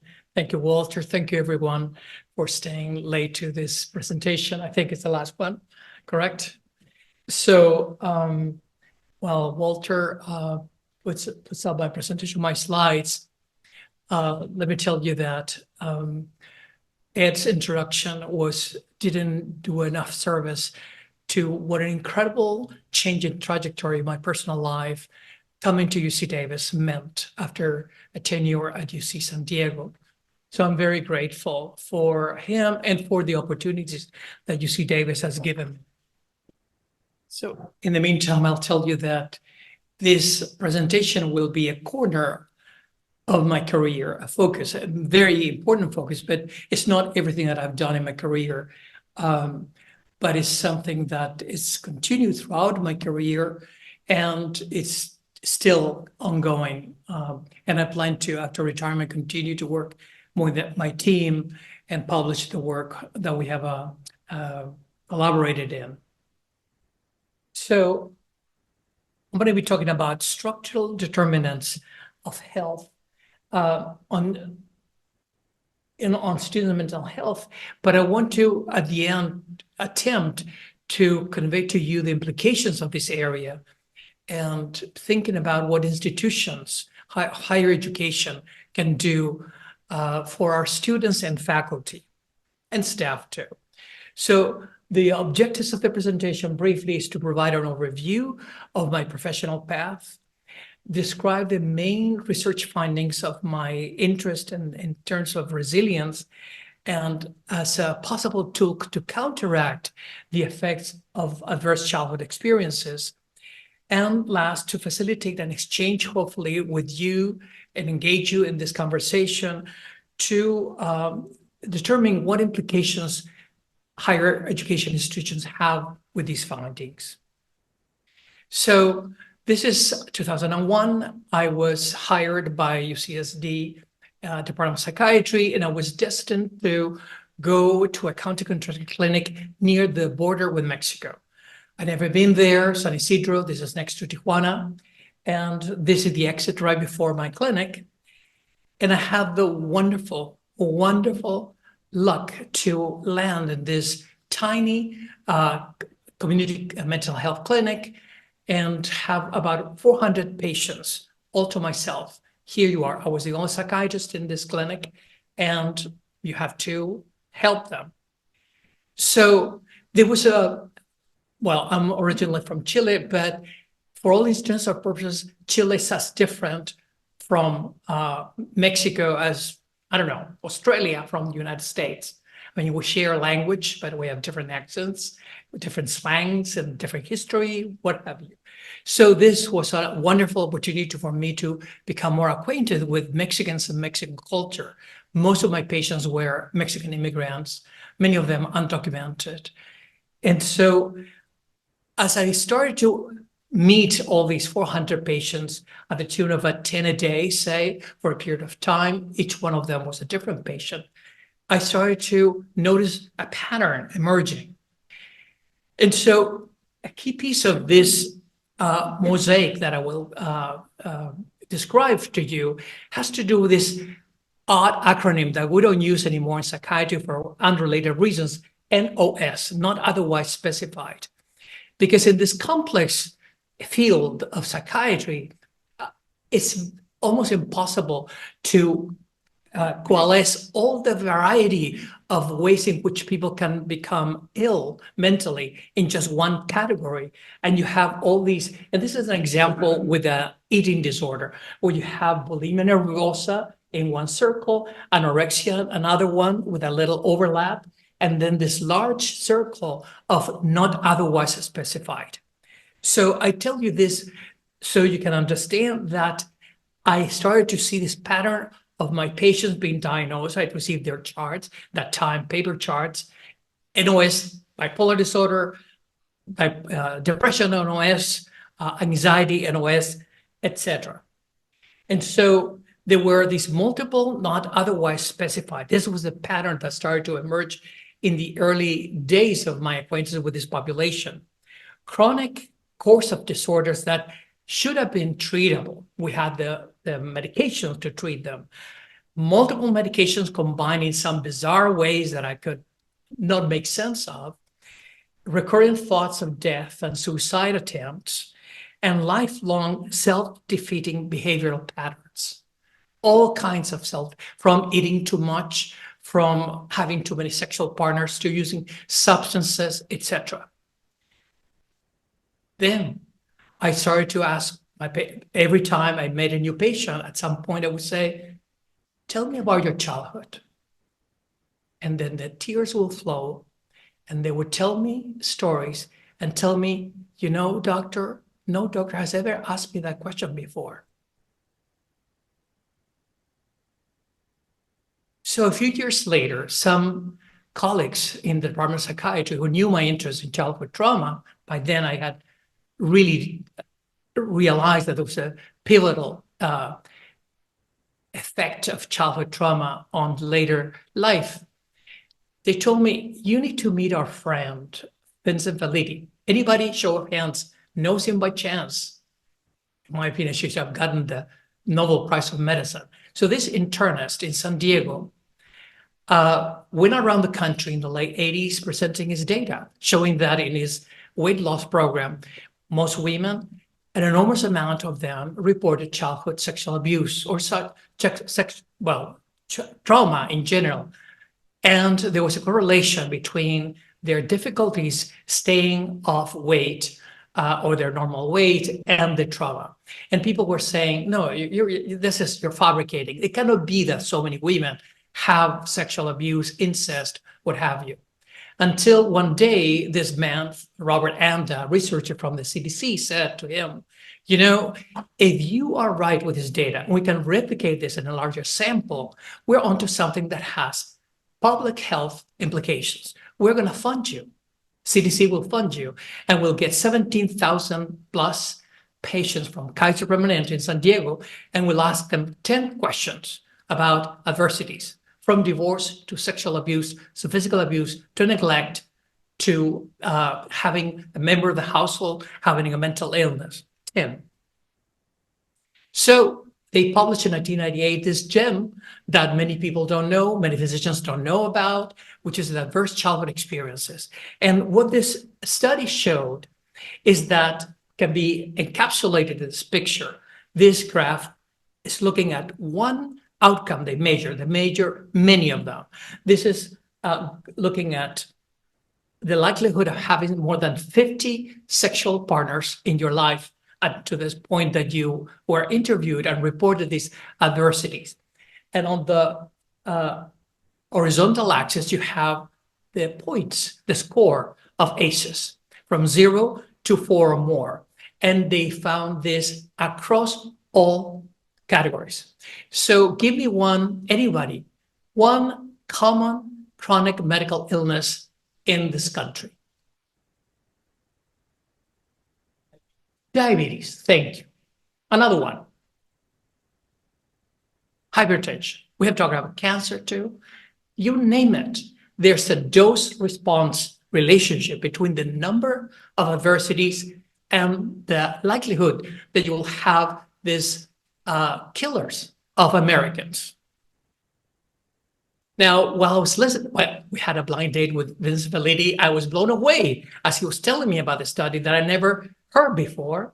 But I was thinking, this is a picture of the Tijuana border. My patients have ACEs that yours don't have. Immigration, racism, poverty, you didn't measure those. So enter the concept of structures, borrowed from sociology and other fields, refers to the complex and stable framework of society that influences all individuals or groups through relationship between institutions and social practices. So what about ACEs that are not in the family, that are in the community, or they are in the society that are affecting individuals and communities? So we know from other line of research that if actually structural factors can affect individuals at least 3 levels that we have classified between structural, interpersonal, internalized. So for example, taking racism, racial discrimination, or other kinds of stigma, you can have in the bottom left here, internalized examples, feelings of inferiority, imposter syndrome. I was thinking about a colleague that was talking about her career in science and thinking, what would she say to young women who want to go into science? Are there any lessons to be learned, obstacles that are particular for women, and ways to go around them? So now stress, regardless if it's environmental or in a community or in the family, has at least 3 levels, if you will. So I was thinking of the presentation of colleague, which is now citing Paracelsus. Stress depends on the dose and the resources, the environment. So you have positive stress that actually builds resilience and builds strength, psychological strength. Then you have tolerable when you have a supportive environment. Think of a child that has a family, parents, and parents that have a community, that have jobs, that have some financial security, so they can convey that safety to the child, and so they can metabolize for the child the stress. And what happens, the child can, let me see here, actually that increased resilience and can end up being stronger and flourish someone. Now, we have toxic stress. When you have the stress that's unremitting, that is associated with imbalances in the stress response system and a lack of support around the child or the person. So if we add neuroscience to this, what's happening in the body? There's a staggering body of data that I'm trying to condense in the following slides. You have these 3 levels, if you will, of environmental or structural, interpersonal, and intrapersonal that activate our stress response system that, in the absence of buffering resources, eventuates into what we call toxic stress. Now, toxic stress, what happens over time, we have characterized 2 major pathways, one biological and one behavioral or cognitive, that leads from from conception into maturity of life, leading to adverse outcomes.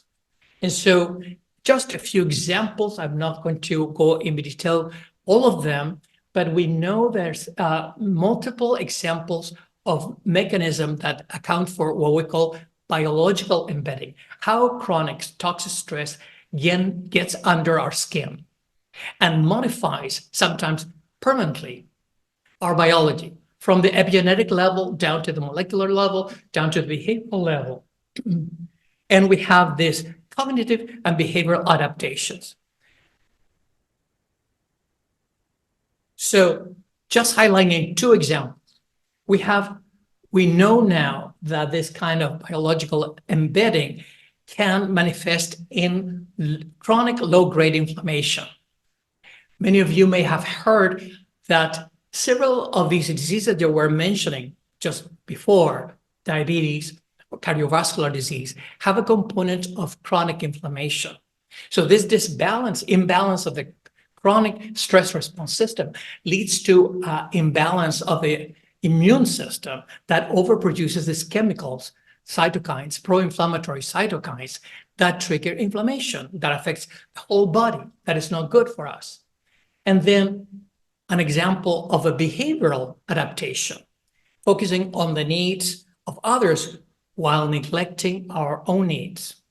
And that's a typical nurse, physician, teacher, etc., the helping professions. So with my group, we developed this interest in saying, we know what's happening in clinical populations, we know what's happening in the general population with adverse childhood experiences. Do we know what's happening with us, physicians and medical students and other healthcare professions, students?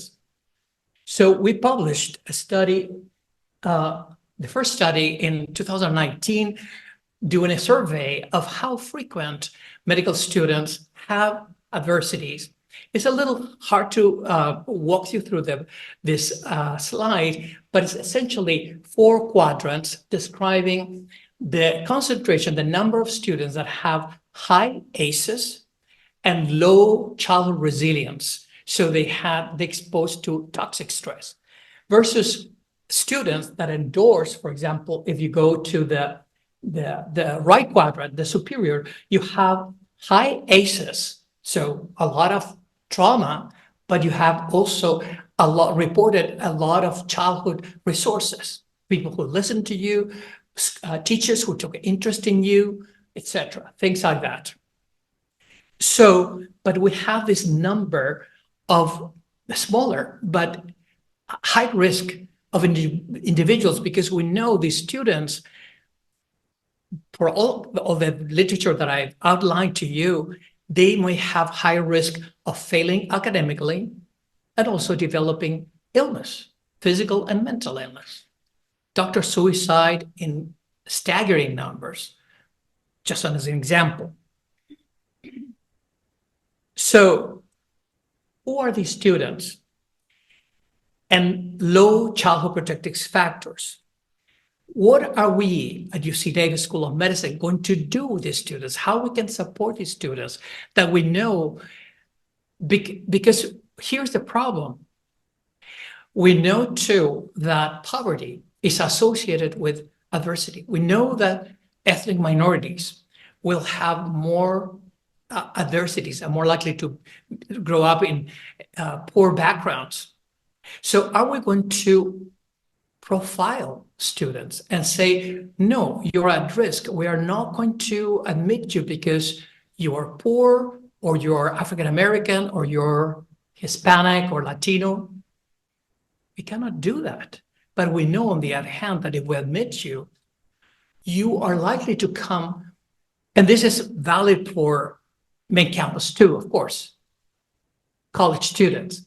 You come with a vulnerability. Many of them will be very resilient, but they may come with a vulnerability. How are we going to support those students?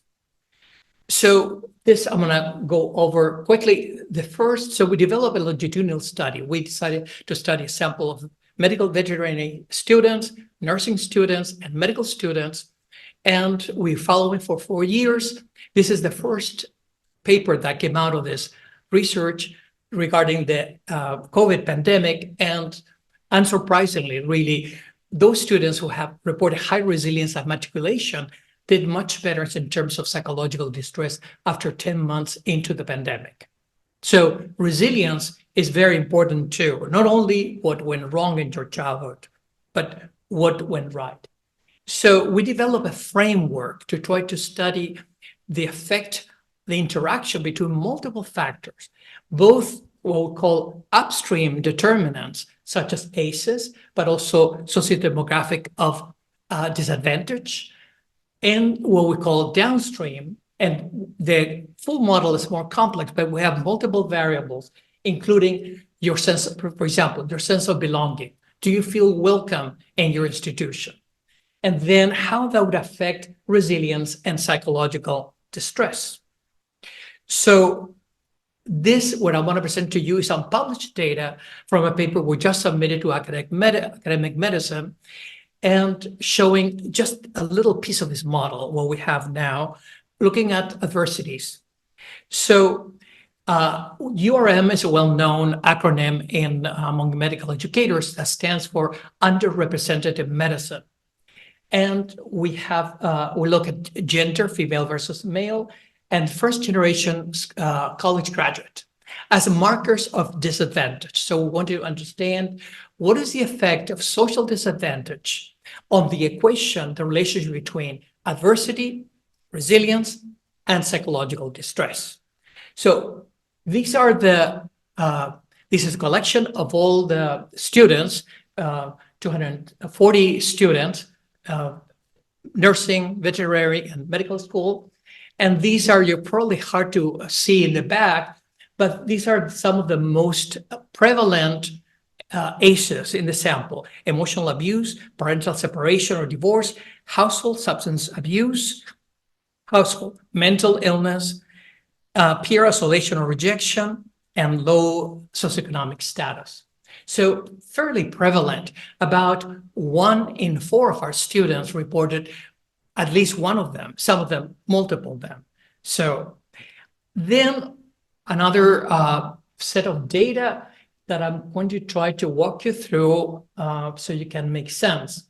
So on the horizontal axis, we have this disadvantage status, continuing generation versus first generation, non-URM versus URM, female, male, and then there's 3 cohorts of students: medicine, veterinary medicine, and APP stands for advanced practitioners, like nurses on graduate schools. So what we see here, the most important differences are highlighted with those asterisks, but basically the average ACE score of the first generation. I'm going to move just for a second here because I don't think I have. I have a cursor, right? Yeah, sorry. So you can see that first generation students have a much higher likelihood of endorsing of ACEs. Same with underrepresented in medicine. There's no difference between male and female, which is interesting. That's kind of a nerdy detail because in the literature, most often, most populations, females endorse more ACEs. And then we have a comparison, and the medical school and nursing students were significantly different from veterinary medicine. Now, the other relationship that was very strong and significant was the more ACEs you had at matriculation, you have a worse psychological distress. So you start at school, medical school, veterinary medicine, or nursing school with this handicap, if you will, with more distress and more ACEs on your back. Now, surprisingly and fortunately, when we looked at the distribution with resilience, in contrast to the past quadrants, most of our students reported normal to high resilience. So this is what we publish, or we're about to publish, hopefully soon. And I want to take a few minutes, and especially since we have a prominent representative of administration, because this is directed to administration and faculty. What are we going to do with reality? If we assume that in this campus is the same, basically, you have students from underprivileged backgrounds that will endorse much more likely adverse childhood experiences, and therefore there will be a higher risk for having problems with academic performance, with mental health, and with their future health. What are we going to do? So, to summarize, we have overwhelming evidence of the high prevalence of ACEs and toxic stress among students from disadvantaged backgrounds. Research has documented the manifold deleterious effects of toxic stress stemming from stigma and discrimination at the structural, interpersonal, and intrapersonal levels. And research has shown that resilience is a multifactorial construct that can be enhanced at the individual as well as the community and institutional level. So let me ask you, any thoughts on what institutions can do to support these students? All students, of course, without stigmatizing those who come from these disadvantaged backgrounds. They are stigmatized already. What do you think? Examples of ways to help them at the institutional level. They are with us. They are our gift. Ed, do you want to say something? The sort of work that your partner did in supporting the students intellectually and learning how to be better test takers, etc. I think that has had a very positive thing. The other thing that can be done is providing free access, very good access to counseling and other things that can help them as well. Two questions. Repeat, sorry. Two questions. Yeah. One, do the students know who they are? I mean, is this a self-reporting thing and they know what their A score is? And two, do we ever find that out? Because that kind of relates to what we can do. Yes and no. So they do know because they report. Repeat. Oh, repeat the question. So there are two questions. Number one is, do the students know their ACEs, their scores? The answer is yes. And the second question is, do we know that? And the answer is no, we don't do that. And there are some people that have proposed that, but we think that it's very carefully about that. Because, so anyway, I think that the resources should be available to everyone without discriminating or further profiling students, like you're a troubled child, so to speak. So we're going to give you more because you're trouble, which reinforces all kinds of stereotypes, threats. So I'm afraid we have to wrap up. So I want to quickly dedicate this presentation to my parents, punch you loose, and thank you very much for your time and your interest. It's been a pleasure.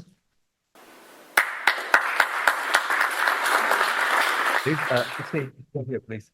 So this is such a lovely presentation, and of course it raised too many questions. So first of all, kind of appreciation to you here. But since it is such an important talk, let me take the other questions. Can you stay there? I'll bring the microphone. That I keep on the Zoom call.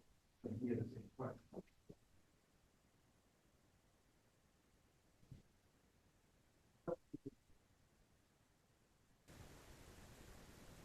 You asked if we have any suggestions. Do you have any data from interventional studies that show that there are any techniques that are effective to make change? Very good question. So what are evidence of interventions? Yes, there is mounting evidence and we need more work on that. The best interventions are likely to be multifactorial, multi-levels, not all, because we tend to concentrate on individuals, like counseling, which is important. It can be life-saving, obviously, but also there are interventions at the level of the learning environment and more structural level, institutional level, that provide, for example, an environment that is free of racism or discrimination, things like that. So the combination of interventions that build resilience at the level of institutions, individuals, communities, and individuals have the best chance of succeeding. Just to give you one example of them, some of the most robust interventions on the individual level have to borrow from Eastern practices, meditation, mindfulness, and very important self-forgiving practices that help individuals forgive themselves, because these adversities very often carry a great deal of shame and guilt. Anyway, so thank you. Thank you. Thank you very much. Thank you very much. Has been such a great day. Learned so much. So to close it now, I would like to invite Provost Mary Croughan. She just left the meeting and made it here on time. I'm very glad that she did. So please come to the podium. Thank you.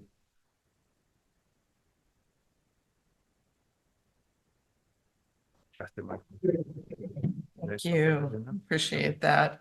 It's really such a pleasure to be here with you all today. It's such an amazing opportunity to hear the talks, and I'm sorry I wasn't able to do that with the schedule that I had today. I've been going, like, as you will someday put in your history, going since 5 o'clock this morning. So, and sorry for the more casual attire. I sprained my ankle on Friday, and fancier clothes and heels are not in my wardrobe right now.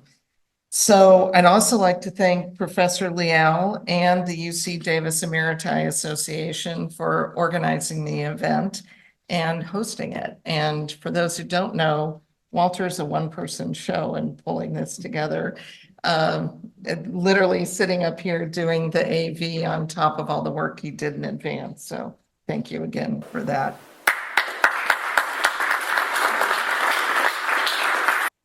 No small thing, really. So in honor of today, I just want to tell you a very quick story that just happened last week.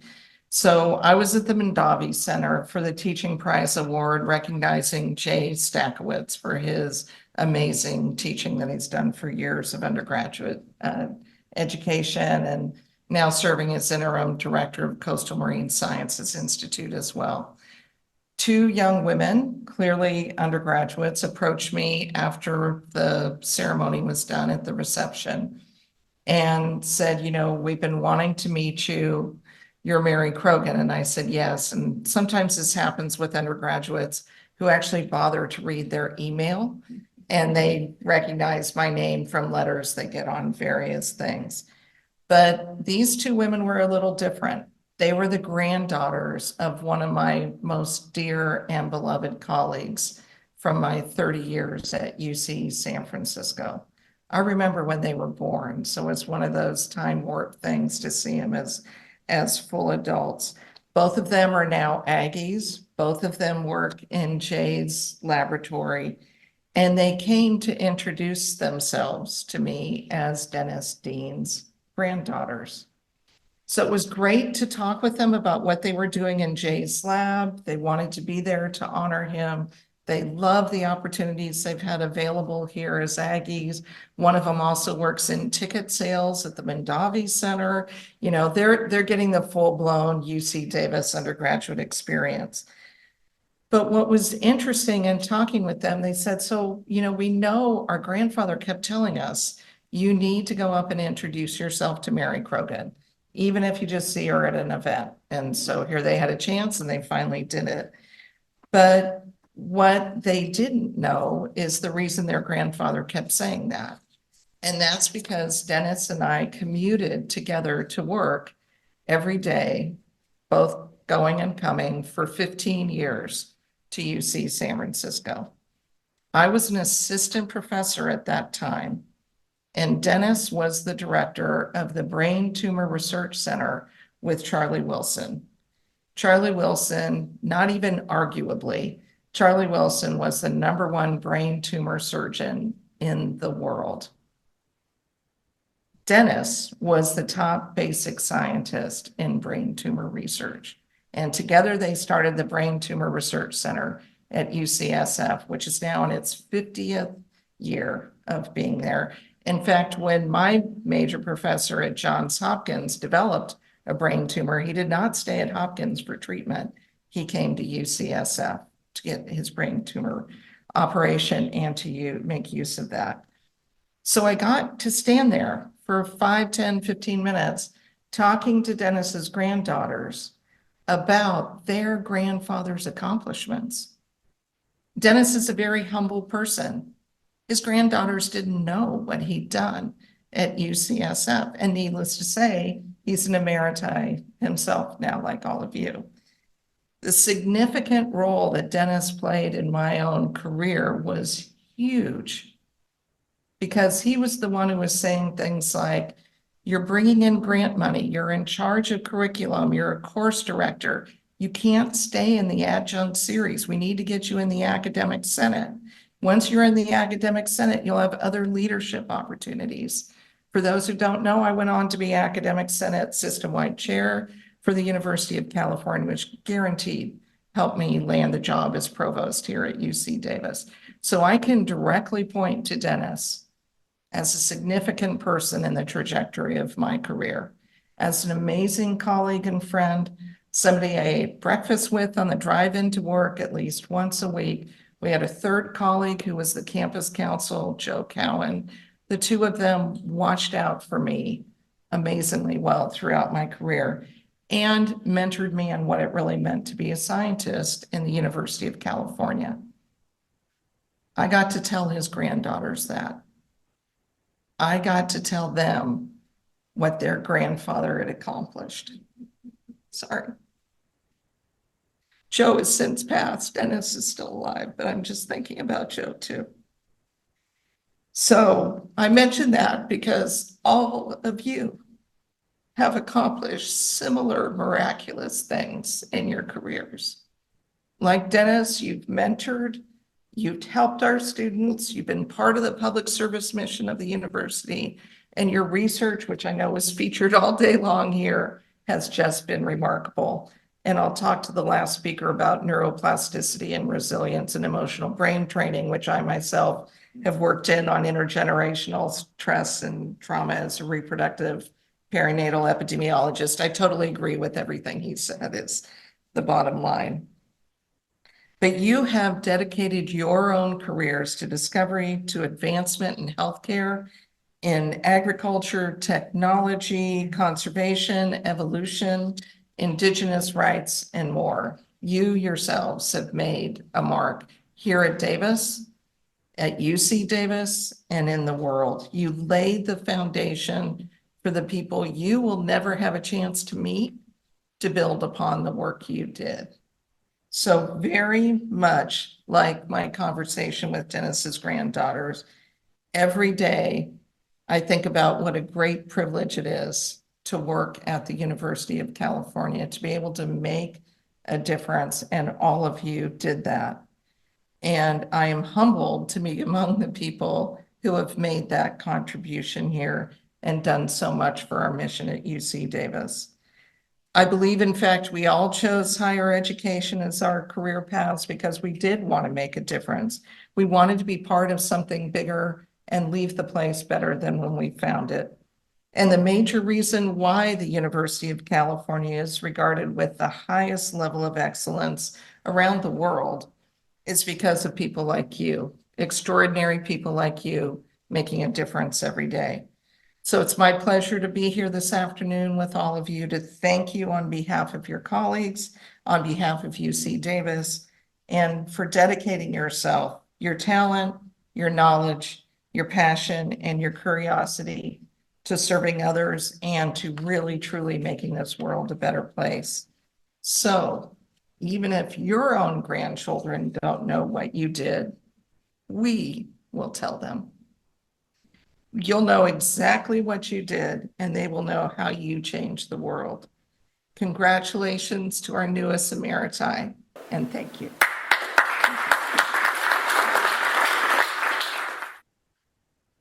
Thank you very much. What else can I say? Just to thank the co-sponsors, the UC Davis Emeriti Association, the College of Biological Sciences, the School of Veterinary Medicine, the School of Medicine, the College of Letters and Science, the College of Agricultural and Environmental Science, the donors, Nate Cooperman, Leslie and Bruce Hammock, Raul Adamczak and Pam Ronald, the Department of Chemical Engineering, the Department of Biomedical Engineer, the Department of Material Science and Engineer, and above all, the speakers that agreed to be here today, and also those that introduced the speakers. Thank you all for coming.